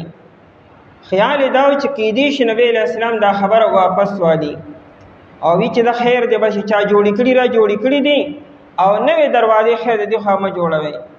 لیکن چې نبی علیہ السلام وکتل چې چا دروازه بند نه کړه نو وی فرمایلو ټول دروازې بند کړو بل طرف ته واړوي، صرف د ابوبکر صدیق رضی الله عنه دروازه په کولوي، باقی ټول دروازې مکمل بند کړي. یا صحابو ته یقین شو چې حکم اٹل فیصله ده دې کې ترمیم نه کیږي او نبی علیہ السلام خپل خبر واپس لري. نو بیا صحابو خپل دروازې بل طرف ته واړولې او د علی رضی الله عنه دروازه لا بیا پاتې و. دا خیال دا چې غنځه نبی علیہ السلام د تر زویم یما او زوم یما نورم بل نسبتونه دي کېدي شي ما د پر گنجائشي او نبی علیہ السلام بیا هغه تم صراحتن وی دروازه بل طرف ته واړو، دروازه بند کا. صرف د ابوبکر صدیق رضی الله عنه دروازه کولو جمعه طرف ته، باقی ټول صحابو ای خپل دروازې بل طرف ته واړولې. نو دا سوشي چې کله کله یو حکم بیان شي نو خلک کې دي شي دا حکم منسوخ شي، کې دي شي دا اکټ واپس شي، بیا کې دي شي کې ترمیم شي، لیکن ورپسې بیا بل آرډر راشي چې نه آرډر از آرډر، حکم دی دې کې ترمیم او دې کې تنسیخ نشي کېدی. نو آیت کې دا بیان دی چې کوم حکمونه د سورۃ النساء په شروع کې بیان شوي دي په دې کې اوس رد و بدل نشي کېدی، نه چاته گنجائش ته په دې باندې عمل کولو هغه تیاری وکړي. یستفتونک دی تپوس کويستانه، استفتاء ویل کېږي د یو مفتینا فتوا طلب کولو ته، د یو مسلې حکم معلومول او حکم طلب کول ته استفتاء وایي. پښتو کې خلک فتوا مې راوړې را، نو دا فتوا نه د فا زیر نه د فا زبر د فتوا، خلک یې مونږ فتوا راوړل نو فتوا غلط دی، دا د فتوا، دا د فتا نه د فتا جوان ته وي، طاقتور ته وي، د فتوی ته فتوا ولي وي دا ډیره طاقتور وي، زورور وي. دا په یو سړي باندې یو سیز یا حلال کی یا حرام کی، ځکه چې مفتی سے وته وي چې حلال دی نو حلال دی، چې وی حرام دی نو بیا حرام دی. دې کې طاقت یو زوري پکې په سړي باندې یو شی یا حلال کی یا حرام کی. او د فتوی ورکون کې ته مفتی وایي، دې فتوا ورکوي. او دا څوک چې فتوا اخلي او غواړي هغه ته مستفتی وایي. او دا کار چې په کوم ځای کې کیږي هغه ته دارالافتا وایي، یعنی دا هغه کور او هغه ځای دی چې کوم دی کې د فتوی کار کیږي، فتوا خلک غواړي او فتوا ورکول کیږي. یستفتونک دی فتوا طلب کويستانه، حکم طلب کويستانه. صحابه کرام رضی الله تعالی عنهم قران کریم کې ډیر زینو داسې شته چای او مسله طلب کړی دا او قران دای په زبان کې بیان کړي. یستفتونک دیستانه فتوا طلب کوي او حکم طلب کوي. دا حکم طلب کول او معلومول دام خبره ده. انسان با علم حاصلی سمجھ و حاصلی په جهالت کې به نه تیری پنا پوهه کې یو خبره مخکې نه معلومه کا ځان په پوهه کا بیا په عمل کوا تا ته عمل حسن معلوم شي. کې دې شي ډیر عمر په جهالت کې لګي او په غلطه خبره باندې عمل وکي، نو ځان پوهه کوي په خبره باندې معلومه وي. او دا د تقوا علامت دی چې انسان د یو خبرې وړاندې معلومات وکي. دا د انسان کې پرهیزګاری ده او تقوا ده. کني نه پرېدا دا چاکړي خو سر سے جایز دي چې انسان کې دنه د الله تعالی يروي تقوا وي، دیو په قدم قدم باندې راهنمایي به حاصلي. صحابه کرام رضی الله عنهم باقاعده د نبی له سلام نه او د صحابو نه تاسو کولو. یستفتونک یو سړی چې د کور را روان شو په دې نیت باندې چې د عالم نه تاسو کوم د مسلې دی د الله تعالی په لار کې دی او کدل په دې لار کې مرګ راغی د طالب علم برابر اجر الله پاک دلور کی گویا کې دې علم د پاره وته رہی. علم صرف دې تنوي چې بستروالي یا کوړی تلل شي او یا کراچي ته یا د علوم دیوبند تلل شي، دغه علم دی. علم دام دی تاسو د کور را روان شي چې دا مسله ما تراغلی ده او زه په جماعت کې د مولانا صاحب نه تاسو کوم د مفتی صاحب نه ته باقاعده مستقل د الله په لار کې په دې یو قدم تعالی الله تعالی اجر درکې. دا کم حدیثونه چې تاسو طالبانو د پاره اوري چې په هوا کې ول مارغان دعاګانې غواړي او په دانګې په دې سورو کې د میږي او په وبو کې د میانو، دا صرف هغه طالب علم نه چې ګنې مدرسه کې 24 غنټې لري، دام طالب علم دی چې د مسلې د تپوس لپاره روان دی. دا فضایل تاسو هم حاصلولی شئ. د اودس مسله ده، د مونځ مسله ده، د زکات مسله ده، دا ټولې مسلې معلومولو دپاره سړی راځي او مفتي صاحب له په دې یو قدم مستقل اجر دی. یستفتونک دی فتوا طلب کوي ستانه، حکم طلب کوي ستانه فی النساء په باره د زنانو کې. نو د زنانو د ذات باره کې نه بلکې د زنانو د صفاتو باره کې، احوالو باره کې. یادا چې د زنانو ته به میراث ملاویږي او که نه، لکه قرآن شروع کې بیان کړی دی. یاره د زنانو څه حقوق شته او که نشته، که دې سره موږ نکاح وکړو نو څه حق موږ باندې شته. نو او نکاح سره په سړي باندې مهر واجب شو او ردی بیبي نانو نفقه په ده باندې واجب شوه. په واده سره په نکاح سره په سړي باندې درې خبرې واجب شي. لومبی دا چې مهر، دویم دا چې سکنا رهایشو، رهایش ته کرایي وي او که ذاتي کور وي دا به دا سړی ورکي دی ښځې له، او دریم نفقه چې خرچه ورته وي، درې ټیمه خوراکو مناسب معتدلو دا به دا سړی ورکي که د هر ځای نه ای کرے که پی کرے دا پټې به شین کرے هغې له به خرچه ورکې که نیمه کوه نکاح بیا. نو فی النساء په باره د زنانو کې، یعنې د هغې د حقوقو باره کې، فی حقهن د زنانو حقوق څه دي د هغې باره کې تپوس کې جواب ول ورکړه چې گنجایش پکې نشته، دې له باقاعده حقوق ورکوئ. قل وایي نبی علیه الصلاة والسلام الله یفتیکم، الله تعالی جواب درکوي تاسو ته، الله تعالی تاسو ته بیانوي د دې زنانو هغه حقوقو. یفتیکم جواب درکوي تاسو ته، حکم بیانوي تاسو ته فیهن د دې زنانو باره کې. نو هغه څه دي هغه مخکې بیان شوي دي او دلته دوباره مختصر بیانېږي. وما یتلا علیکم، او هغه چې لوستلی شي په تاسو باندې. قرآن کریم کې چې کوم آیتونه مخکې لوستلی شوي دي او بیان شوي دي هغه تاسو وایئ، نو په هغې باندې عمل وکړئ که نه. وما یتلا علیکم فی الکتاب، اشاره دی صورت هغه مخکې آیت دی وآتوا الیتامی اموالهم، چې یتیمانان له خپل مالونه ورکړئ. یتلا علیکم چې لوستلی شي په تاسو باندې فی الکتاب، په دې قرآن کې او په دې کتاب کې، فی یتام النساء په باره د یتیمانانو زنانو کې. یتام النساء چې کومې جنکۍ یتیمانانې دي نو د هغې باره کې څه حکم دی؟ یو خو دا که چې تاسو یې سره خپل نکاح کول غواړئ نو نکاح ورسره وکړئ، خو په شرط د دې چې هغې رضامند یې له هغې، په هغې باندې زور او زبردستي به نه کوئ، د هغې رغبت او شوق معلوم کړئ. نکاح د زور او د زبردستۍ نوم نه دی، نه په هلک باندې زور کوي نه په چینې باندې زور کوي.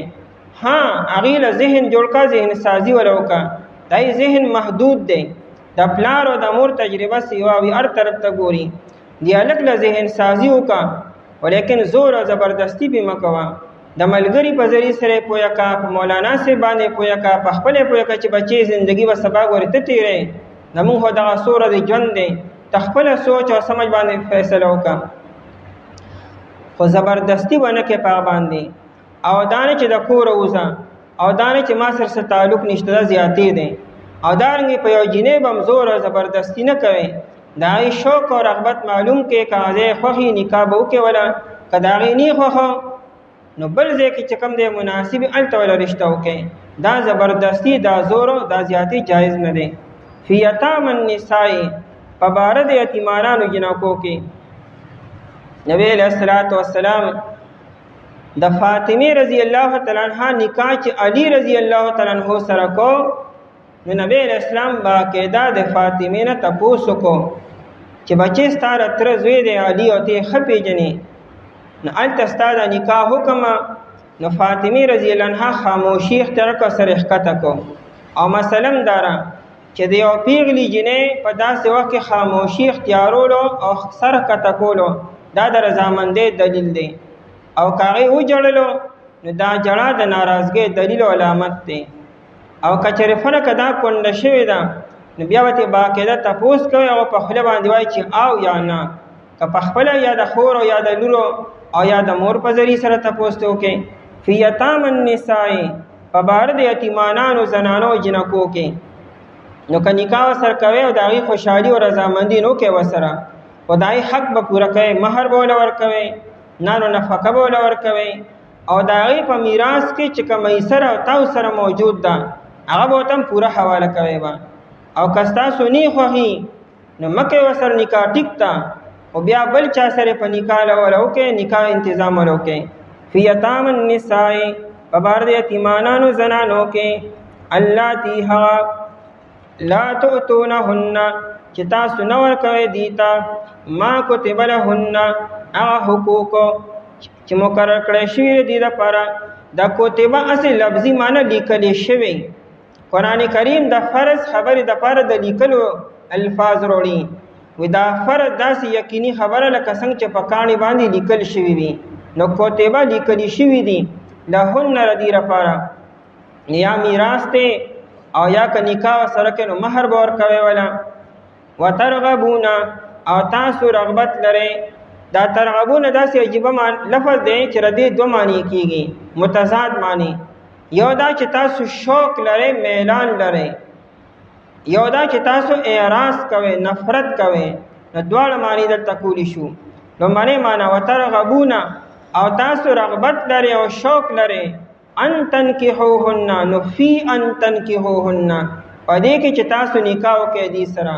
نو دا په هغه وخت کې چې کله دی حسین او جمیلې وي او ستاسو په معیار او په توله باندې برابري، نو تاسو یې په خپله به ورسره نکاح وکړو یا په کور کې به زوی ته په نکاح باندې کړمه، نو بېشکه وکړئ دا کارو، خو حقوق به پوره کوئ. دویم دا وترغبون تاسو اعراض کوئ، تاسو بې رغبتي کوئ. نو عن ان تنکحوهن د دې نه چې تاسو نکاح وکړئ دې سره، نو ځکه چې دی حسین او جمیل نه وي، ستاسو په معیار او په توله برابر نه، تاسو خپله نکاح نه کوئ، نو بېشکه مه کوئ ورسره، خو بل چا له په نکاح باندې بیا ورکوئ که چېرې بل ځای نه رشته راله، او د هغې حقوق به هم پوره کوئ. والمستضعفین او هغه چې کمزوري کسان دي من الولدان ماشومان نه، ولدان ماشومانو کالکان دي او که جینکۍ دي، د هغې باره کې تاسو ته قرآن بیان کړي چې دې له خپل حقوق ورکړئ، د دې میراث دې ته حواله کړئ چې کله لوی شي. والمستضعفین من الولدان چې کوم ماشومان دي.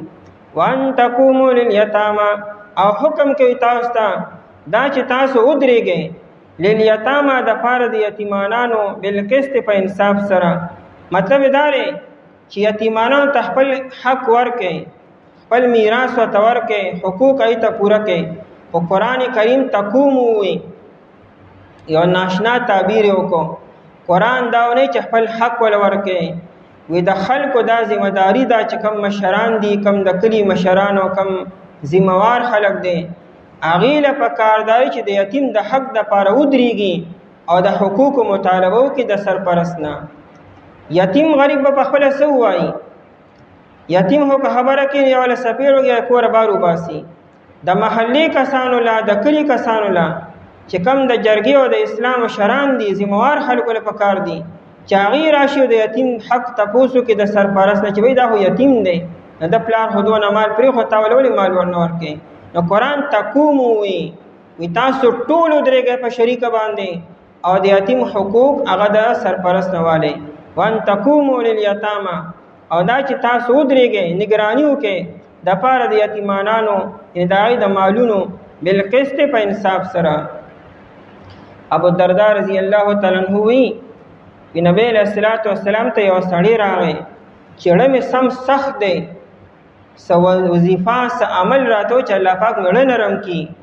نبی علیہ السلام ورته وفرمایلو دی ونه چې دا لا اله الا الله وایه او دا صورت وایه او دا وایه او دا وایه.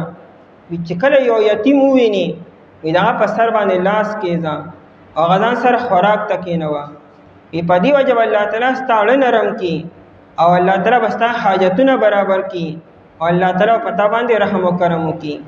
د یتیم په سر باندې لاس کېښودلو، یتیم ته ډاډګیرنه ورکولو او یتیم له حوصله افزایي کولو، د یتیم د تعلیم او د تربیت او نگرانی کولو، د دنیوي تعلیم او د آخرت د تعلیم او د دنیا تعلیم اعلی نه اعلی تعلیم ورته ورکې، اعلی نه اعلی ډګري په حاصله کې، اعلی نه اعلی د دین تعلیم په حاصل کې، نو دا د انسان زړه دې سر نرمیږي. الامه چلډرن اکیډمي په نوشیره روډ باندې لړ شئ وګورئ، اوس هم موجود ده. په هغې کې چې څومره یتیمانان دي د هغې هلته کې مکمل چې اکیډمۍ ته ور داخل شو، د هغې یونیفارم او د هغې بسته او د هغې قلم او پنسل او د هغې خوراک او څښاک او مکمل تعلیم د دنیا او د آخرت. هر یو ماشوم به لسم هم پاس کړي، هر یو ماشوم به حافظ قرآن وي، او بیا ګوري اعلی نه اعلی سکولونو کالجونو ته لیږي. او دا پیسې چې دا د انګلینډ مسلمانان را لیږي او دا اکیډمي هلته کولو ده، په سوونو ماشومان هلته کې اعلی نه اعلی تعلیم او یتیمانان هلته حاصلي. داسې ادارې پکار دي په هر کلي کې، په هر ځای کې، چې هلته د یتیمانانو د غریبانانو د دې کې ډېر ډېر ټیلنټ دي په دې غریبانانو کې او په دې چې کوم دیهاتو کې کوم خلک دي، لیکن قدردان او قدرشناس خلک نشته. دې نه چې کوم ماشومان دي هغه لوی په لوی کارونو کې بیا وان تقوموا للیتامى بالقسط، د یتیم د مال نگرانی وکړئ، دین معاشرې او بهترین فرد جوړ کړئ. وما تفعلوا چې کوئ تاسو من خیر د نیکۍ نه، تاسو چې هر یو نیک عمل وکړئ، کړو کې دی او که غټ دی، فإن الله پس بېشک الله تعالی چې دی کان دی به په هغې باندې علیما ښه پوی او خبردارو. من خیرین وي الله ته د خیر هم پته ده، د شر ورته هم پته ده. الله ته د هر یو کار علم دی، خو دلته من خیرین وي ترغیب دی چې نیکۍ کوئ، نیک اعمال کوئ، وړې نه وړه نیکي کوئ، دا به ډېر لوی په کار راشي ستاسو. او دی فتوا طلب کوي ستانه فرد زنانو کې، وای نبی علیہ السلام الله جواب درکوي تاسو په باره دی کې هغه چې لوستلی شي په تاسو باندې په دې کتاب کې په باره د یتیمانانو زنانو کې، هغه زنانو چې تاسو نه ورکوئ دي ته هغه حقوق چې مقرر کړی شوي دي دپاره، او تاسو رغبت لرئ په دې خبره کې چې تاسو نکاح وکړئ دي سره، او کمزورو کسانو کې د ماشومانو نه، او دا چې تاسو نگراني وکړئ یا تاسو ودرېږئ د پاره د یتیمانانو په انصاف سره، هغه چې کوئ تاسو د نیکۍ نه، پس بېشک الله تعالی چې د دې په باندې ښه پوی او خبردار. اعوذ بالله من الشیطان الرجیم، بسم الله الرحمن الرحیم. وإن امرأة خافت من بعلها نشوزا أو إعراضا فلا جناح عليهما أن يصلحا بينهما صلحا، والصلح خير، وأحضرت الأنفس الشح، وإن تحسنوا وتتقوا فإن الله كان بما تعملون خبيرا. وإن امرأة او کچری یو خزا خافت یریگی من بعلها د خاوند خپلنا نشوزا د زیاتی کولو او اعراضا یا د مخ اړولو، فلا جناح علیهما پس نشته دی څه ګناه په دې دواړو باندې، ان یصلحا په دې خبره کې چې دواړه صلح وکړي، بینهما په خپل منځ کې، صلحا یو قسم صلح کول، والصلح خیر او صلح کول ډیر بهتر دی. واحضرت الانفس او حاضر کړی شوي دي نفسونه، الشح بخل او حرستا، وان تحسنوا او کچر تاسو احسان وکئ، وتتقوا او ځان بچ کې د ظلم نه، فإن الله پس بېشک الله تعالی چې دی کان دی بما تعملون په هغه څه چې تاسو یې کوئ خبیرا خبردار. په آیت مبارکه کې د ګریلو مسایلو او د میاں بیوی منځ کې د اختلافات او د جنگ جګړې د حل بیان دی. دوه انسانان چې یو ځای کېږي خامخا د منځ کې په رائے کې اختلاف راشي، په مزاج کې اختلاف وي، په خبرو کې اختلاف پیدا شي، نو خبره جنگ جګړې ته ورسیږي، نفرت پیدا شي، بغض پیدا شي. دا انسان طبیعت او مزاج او فطرت دی. د جنگ جګړې حل کولو طریقه به څه وي نو هغه په دې آیت مبارکه کې بیاني. کوشش پکار دی چې روغه دې وشي، صلح صفایي دې وشي، کوشش پکار دی چې جدای ته نوبت لړ نشي، طلاق ته او جدای ته خبر لاړ نشي. قرآن کریم زور اچي په دې خبره، ترغیب ورکړي چې خپلو منځ کې صلح پکار ده. هر یو فریق ته د خپل موقف نه راښکته شي، نرمي دې اختیار کړي، سړی دې نرمي اختیار کړي، ښځه دې نرمي اختیار کړي. دا نه وي چې زما حق دا دی او زما حق دا دی. دواړه د یو بل د حقوقو د پوره کولو کوشش وکړي. اخري درجه کې کچرې کور نه رغېږي، نه جوړېږي، بیا اخرني آپشن او اخرني گنجائش تاره چې طلاق دی بیا وشي. دا ذکر په دې صورت مبارکه کې محکم شوی. الرجال قوامون علی النساء بما فضل الله. هلته دا بیانو چې ښځې نافرمانی اختیار کړې ده. د سړي د طرف نه څه مسله نشته، لیکن ښځه نافرمانی اختیاري او د سړي اطاعت نه کی خبره نه مني. نو هلته قرآن کریم دا خبره کړې وه چې لومبی د سړی د ښځې ته نصیحت وکړي، دا یې پوهه کړي چې بیبي ستا په ذمه باندې څه حقوق دي. نو دا ښځه د اول پوهه کړي په نرمه طریقې سره. که چېرې په هغې باندې مسله ونه شوه، بیا یې دې له بستره جدا کړي. که هغې باندې مسله حل نه شوه، بیا یې ته مناسب تنبیه وکړي، مناسب گزار دی ول ورکې، سخت رویه او لهجه دی ورته استعمال کړي. که په دې باندې خبره سمه نه شوه، بیا قرآن کریم وی چې خبره دې بار وباسي.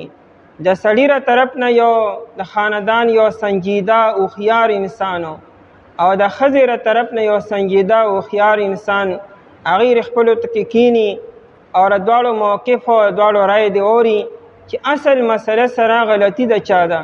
آیا د سړي غلطي را او که نه د ښځې غلطي ده؟ چې کله هغې په خبره ورسېده چې غلطي د چا ده، یا منځ کې هسې بدګمانۍ پیدا شوي دي، بدفهمۍ پیدا شوي دي، څه مسله نشته، نو دواړو ته مناسب تنبیه وکړي او کور دې روغ کړي. او که فرض که بیا هم نه کېږي، نو بس هرې خبر بیا د طلاق او د جدایۍ ده.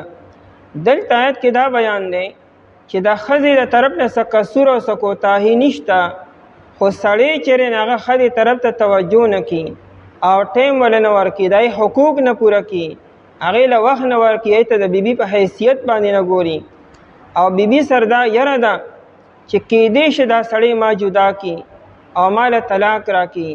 نو ښځې له پکار دا دي چې دا سړی په څه طریقې سره خوشحاله کړي او راضي دي کړي. دا یو صورت دا دی چې دا ښځه خپل مطالبات پریزي.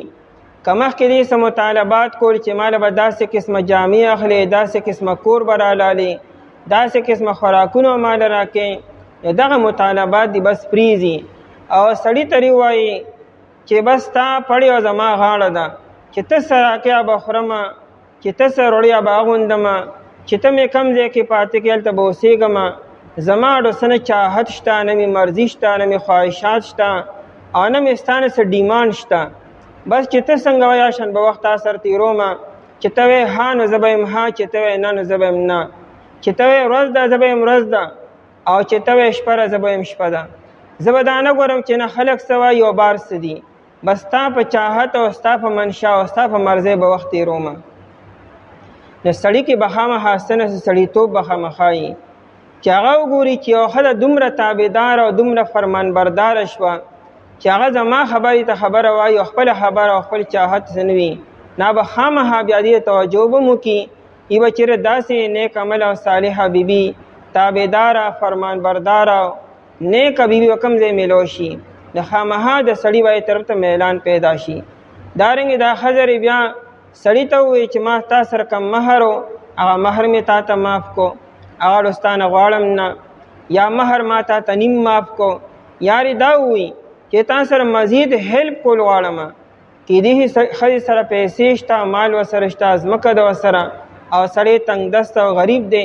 ښځه ورته ووایي چې زما دا هر څه ستا دي، دا مال واخله، دا ځمکه واله، یو ځای ژوند به تېرو، لیکن ما ته توجه کوه او ما ته کم از کم د بیبي او د انسان په حیثیت باندې ګوره. نو سړی به خامخا بیا د ښځې طرف ته رغبت او میلان به پیدا شي.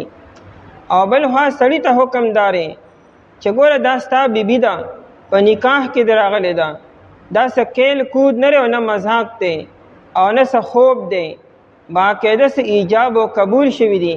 مخکې آیتونه ویلي شوي دي، د نبی علیه السلام احادیث ویلي شوي دي.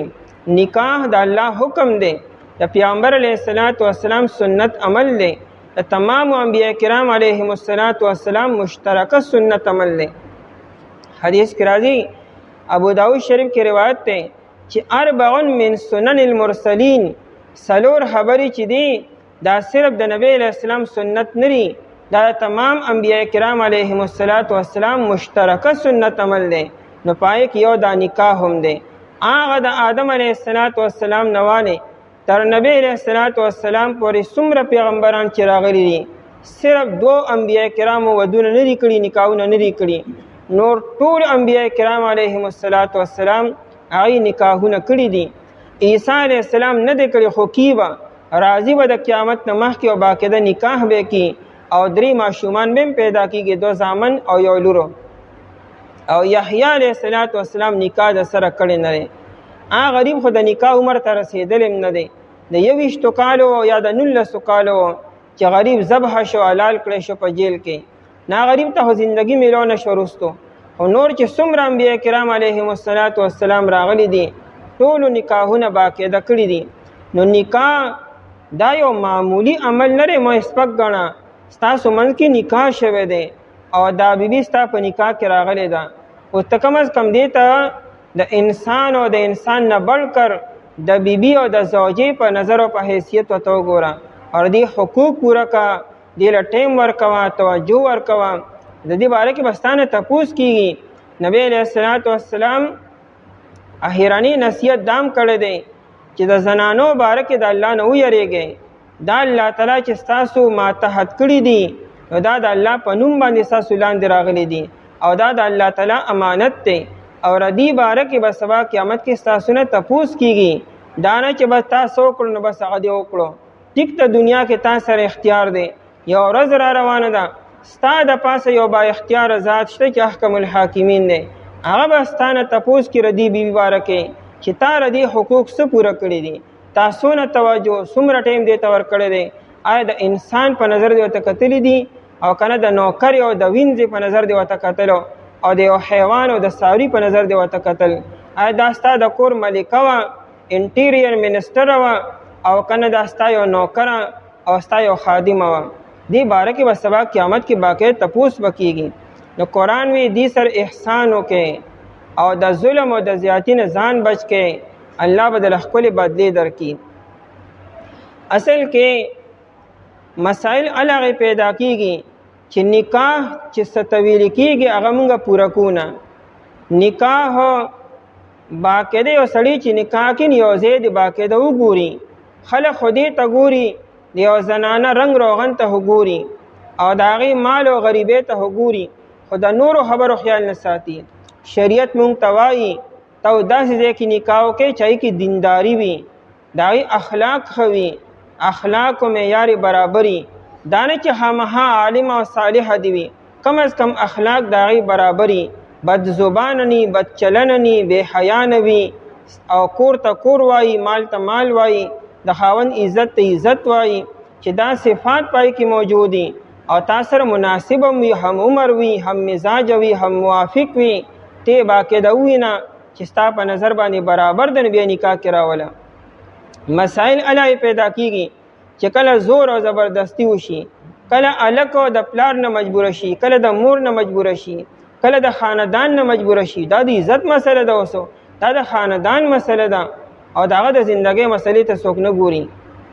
نو خامخا سبب پریشانی به خامخا پیدا کیږي. دغه الک توجه به ته خامخا بیا کموي چې کله د جینې عمر سیوار او د الک عمر کم دی، یا د جینې هغه شکل او صورت نشته چې کوم الک غواړي، یو خدا چې الک اعلی اخلاق دي، هغه زما لپاره که هرنګ بیبي وي بس ما ته قبول ده. لکه امام شافعي رحمت الله علیه، محمد بن ادریس الشافعی دا بهترین نسب او بهترین حسب او بهترین شکل و صورت والا نوجوان دی او بهترین عالم او امام دی د زمانه. لیکن هغه د نکاح لپاره جینکو کمینو، د اعلی اعلی د نسبونو د حسبونو هغه وی نه مال صرف د کور د پاره یو بیبي پکار ده، دونه د حسین او جمیل دونه ریکوایرمنٹ زما نشته، بس یو عامه بیبي مال پکا چې مال کور کې خدمت کی. اسې نه بیا زما ټوله توجه ای طرف ته علم رانه پاتې شي. یو خدا سي انساني، یو دا چې یو نوجوان دی دا هم څه جذبات دي، څه خواهشات دي او څه دا هم څه ریکوایرمنټ دي، بیا د هغې خیال ساتل پکار دي. نو چې کله زور او زبردستي وشوه د یو عمر کم دی د بل عمر سیوا دی، حسب و نسب کې فرق دی، شکل و صورت کې فرق دی، قد و قامت کې فرق دی، نو هغه ټایم کې خو ته هلک مجبوره کړي جنۍ او مجبوره کړي نکاح به له په زوره باندې وکړي، لیکن سبا به د هغې منځ کې مینه او محبت څوک پیدا کړي به. نو چې کله د هغې منځ کې مینه او محبت نشته نو په نسه خبره به خامخا جنګ جګړه به وي. د سړي خبره به په ښځې باندې بده لګي، د ښځې خبره په سړي باندې بده لګي، ځکه لونو کې جوړښت نشته، مینه او محبت نشته. د انسان چې کله بل انسان سره مینه او محبت وي د هغه غلطه خبره به تا باندې ښه لګي، او کله چې د انسان د بل انسان په کې یو بل سره قدر ني، مینه او محبت ني او منزله د اجنبي وي، نو بیا خو د هغې سمې خبرې ته هم بیا بده وایي، نو خامخا خبره به بیا جنگ جګړې ته جدایۍ ته به ځي او تر دې چې طلاقو ته به خبره ځي. نو آیت کې ترغیب دی چې کم از کم کچرې اختلاف پیدا شو، جنگ جګړه پیدا شوه، بیا د کور د سمولو کوشش پکار دی، خو دا نورې خبرې هم پوره کول پکار دي. نبی علیه الصلاة والسلام عبدالرحمن ابن عوف رضی الله تعالی عنہ لیدو، د هغه په جامو باندې زیړ رنګ و، ویې لکه خیر شه دا رنګ د څه دی؟ ویې څه نکاح دې کړی وي؟ او جي وي کوم ځای کې وي؟ په انصارو کې. نو ورته وی تا به کم از کم لیدلی و یو نظر وي، ځکه د انصارو په سترګو کې زیړوالی دی، د دې جنکو سترګې زیړې دي، داسې نه بیا وایي چې دا سترګې خو داسې دي ما خو اوس نه ده خوښه، نو مخکې به دې لیدلې وه چې بیا وروستو خوښه او ناخوښه نه کوې. نو د لیدلو مراد نه چې په خپل یې ووینه، د خپل کور یو سنجیده هوښیار او سمجداره بیبي ولېږه، هغه به یې وویني، خپله مور دې ولېږه، خپله خور دې ولېږه، هغه به یې وویني، هغه به تا ته بیان وکړي چې سترګې یې داسې دي، یا کم از کم د هغې د رورو، د هغې د پلارو، د هغې د خاندان سترګو ته وګوره، تا ته به اندازې سترګې داسې دي. نبی علیه السلام دومره پورې بیان کړی دی. پیغمبر علیه السلام فرمایي تزوجو الودود الولوده، تاسو چې نکاح کوئ نو داسې بیبي سره وکړئ چې هغې کې دوه خبرې بنیادي وي، یو دا چې مینه ناکه وي او دویم دا چې بچي هغه ډېر پیدا کړي. او دا به څنګه پته لګي خو لا نکاح کې لا راغلی هم نه ده چې مینه ناکه ده او که نه او بچي به وي او که نه. د هغې مشرانو خویندو ته وګوره، د هغې تروریانو ته وګوره، ماسیګانو ته وګوره، هغه به دغه شان دا به مکه شانتې وي. که هغې کور ته کور وایي او مینه ناکې وي او د حیا او د عزت وخت تیري په یو کور کې، دا به هم هغه شانتې تیري. او که د هغې اولاد یا دې به هم اولاد وي، او که د هغې اولاد نشته نو د دې به هم بیا اولاد ني. داسې بیبي سره نکاح وکړئ چې مینه ناکې وي او هغه بچي انسان له پیدا کړي. ځکه د نفرت یو سبب دا وي چې بیبي نیک او صالحه ده او حسین او جمیله ده، هر څه باندې برابر ده، لیکن د هغې اولاد نشته، نو دا هم د نفرت یو سبب وګرځي. نو په دې وجه به سبا ستا جدایي به راځي. نو مخکې نه حدیث کې نبی علیه السلام وایي چې مخکې نه معلومات وکړئ چې سبا وروستو بیا مسایل نه پیدا کېږي. وإن امرأة، آیت مبارکه په یو خاص واقع باره کې نازل شو. سوده رضی الله تعالی عنها د نبی علیه السلام بیبي ده. دې ته دا اعزاز حاصل دی چې د نبی علیه السلام دویم نمبر بیبي سوده رضی الله تعالی عنها ده. خدیجه رضی الله تعالی عنها چې کله وفات شوه د هغې نه پس نبی علیه السلام چې کوم نکاح کړی دی نه سودې رضی الله تعالی عنها سره یې کړی دی. خو د دې عمر سیوا و دا چې د نبی علیه السلام په نکاح کې راتلنه د 55 کالو وه. د دې ټول عمر 84-85 سال دی، چونکې د کور د آبادولو دپاره بیبي پکار وه. د نبی علیه السلام په کور کې 4 لورانې وې دغه وخت کې، او ماشومان خو زامن خوونه او 4 جینکۍ وې. د هغې لپاره هماغه سرپرسته پکار وه، سمجداره بیبي پکار وه. د سوده رضی الله تعالی عنها سره نکاح وکړو. بیا د نه بعد عایشې رضی الله تعالی عنها سره او بیا نورو بیبیانو سره نکاحونه شوي دي. نبی علیه السلام د خپل عمر په آخر زمانه کې دا محسوس کړه چې سوده رضی الله تعالی عنها ډېره زیاته بوډۍ شوه، او دې له چې زه کم ټایم ورکوم دا ټایم هسې ضایع کول دي. پیغمبر علیه السلام چې نکاح کړی د مقصد د پاره کړی دی. مقصد دا و چې دی زما د زندگی وویني د کور او سبا امت ته دا زندگی بیا منتقل کی چې نبی علیه السلام به داسې کولو، نبی علیه السلام به داسې کولو. ځکه د نبی علیه السلام نیمه زندگی کور کې تیرېده او نیمه زندگی بار خو صحابه ورته کتلو، لیکن د کور زندگی سره نو عامې زنانه خو د نبی علیه السلام د کور زندگی نشي لیدی، خو د خپلې بیبیانې به ویني. نبی علیہ السلام په دې مقصد باندې دا 11 نکاحونه کړي دي. نبی علیہ السلام پوه شو چې سوده رضی الله عنها یو عمر ډیر دی، یو دی کې د حافظه مضبوطه نه را سبق وته نه یادېږي، دماغه اقوال به یاد نه کړی شي، نو اراده وکړه چې دا به جدا کم د ځانه او دې اسیم وخت تیر کو لوی اعزاز او شرف ته حاصل شو. دغه د پیغمبر په نکاح کې یو ورځ تیرول لوی خبره ده. نو نبی علیہ السلام اراده وکړه چې دا جدا کما، خو سوده رضی الله عنها ډیره زیاته هوښیاره وه.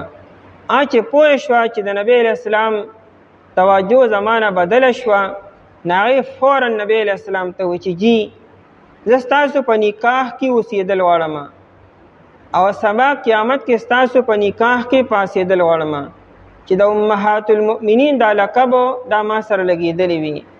باقی د اس قسم مطالبه ستاسو نه کومه، که تاسو ما له ټایم نه راکوئ د ما څه مطالبه نشته، بلکې زه خپل ټایم چیرې هغه به هم نه. هغه نبی دیو کتلو چې د نبی علیہ السلام توجه عایشې رضی الله عنها ته لږ سیوارې او دا بله څه وجه نه وه.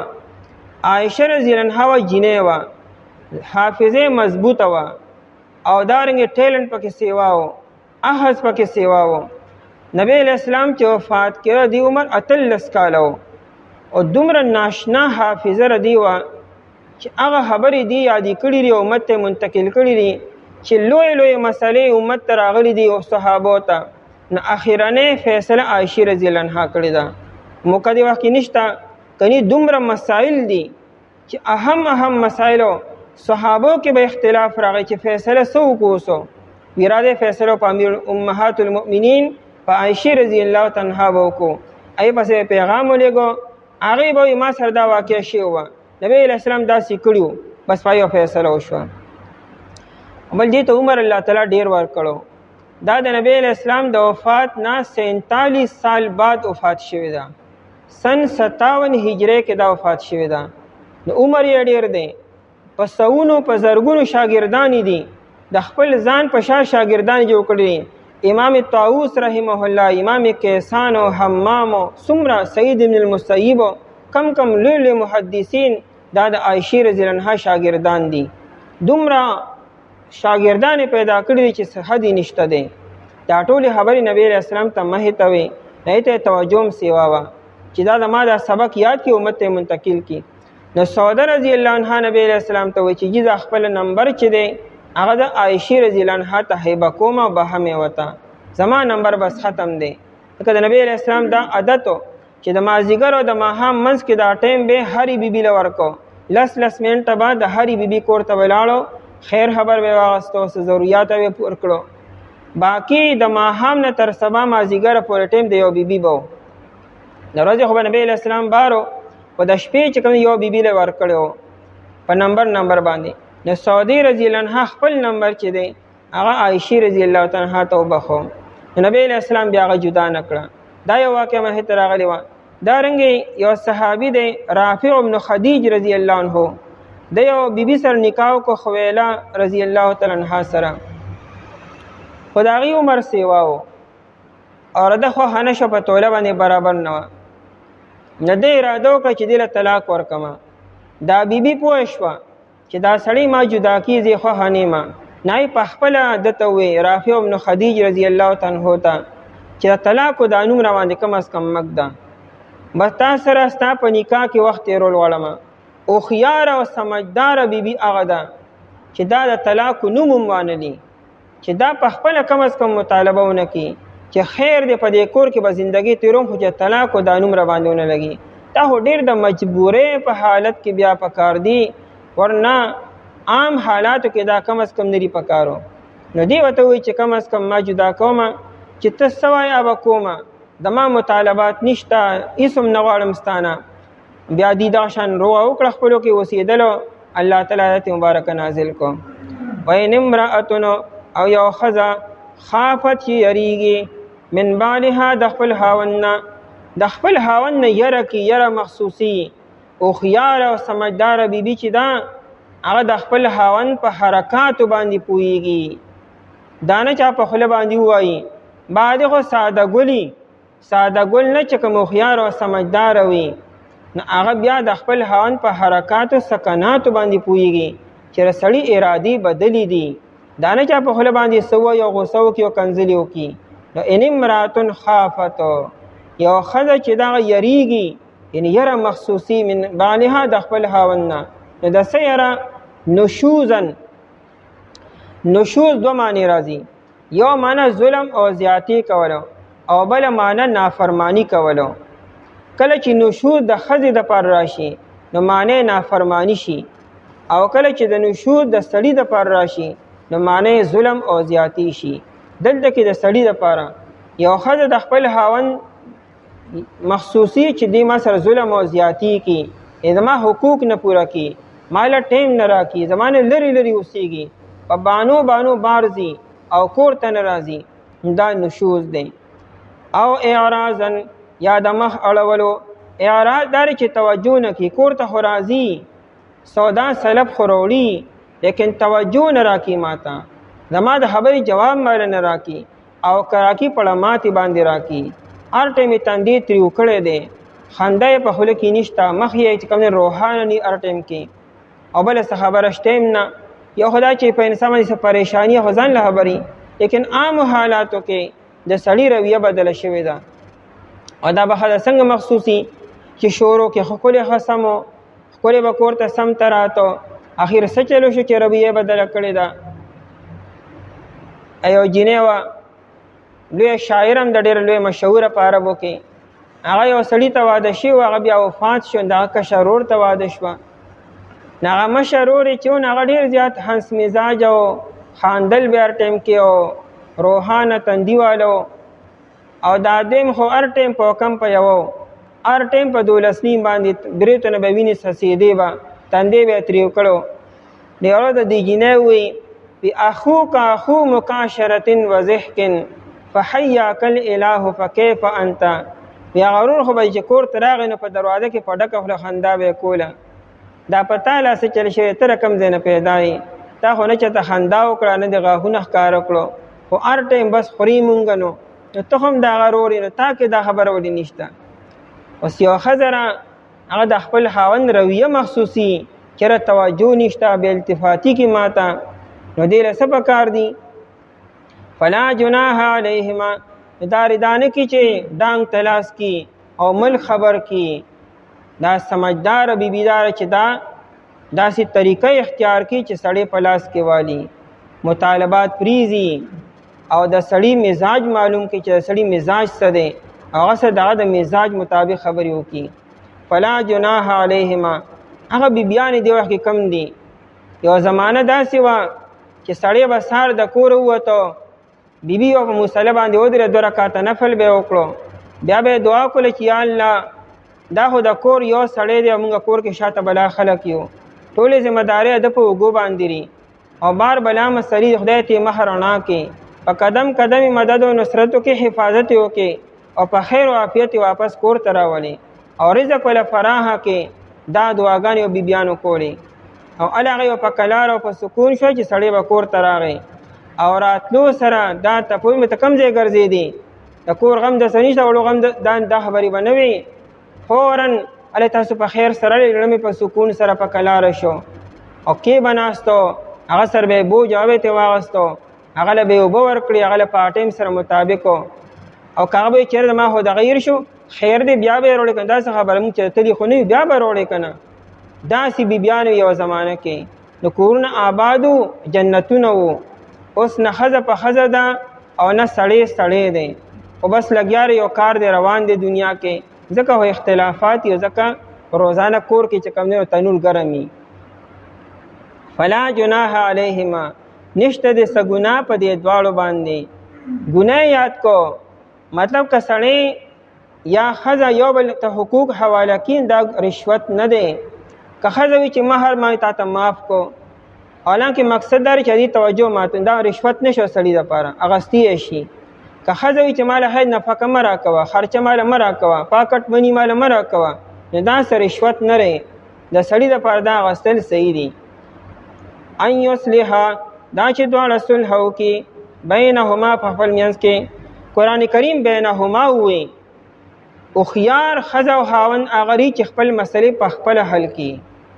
دا اصله سړی او دا لاسه ښځه ده چې په نسه خبره چې خرابه شوه چې سمه شوه، خوږه ده او ترخه ده او خبره پوره ګاونډ ته ورسېږي. څه چل شوی دی؟ دا چل شوی دی. په نسه خبر پوره ګاونډ او کلي خبرې دی.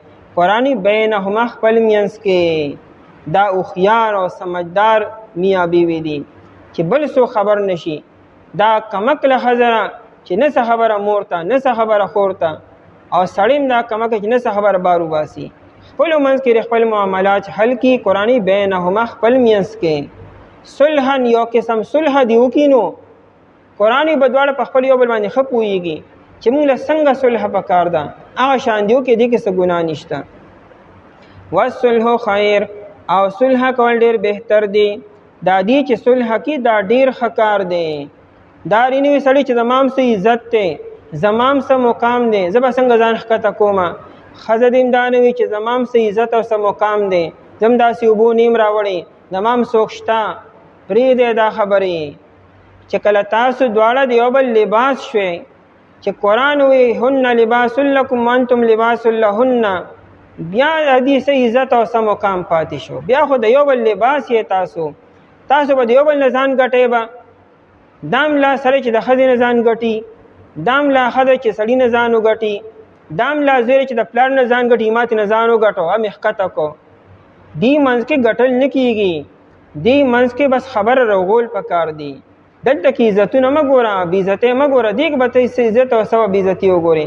دا خو د کور مسلې دي، خامخا کله به سي او کله به څه وي. قرآن والصلح خیر او صلح کول ډېر بهتر دی. آیت کې نور هم تفصیل انشاءالله سبا کې وکړو. او که چېرې یو ښځه یریږي د خپل خاوند نه د زیاتي کولو نه یا د مخ اړولو نه، پس نشته څه ګناه په دې دواړو باندې. دا چې دواړه صلح وکړي خپل منځ کې صلح کول، او صلح کول ډېر بهتر دی.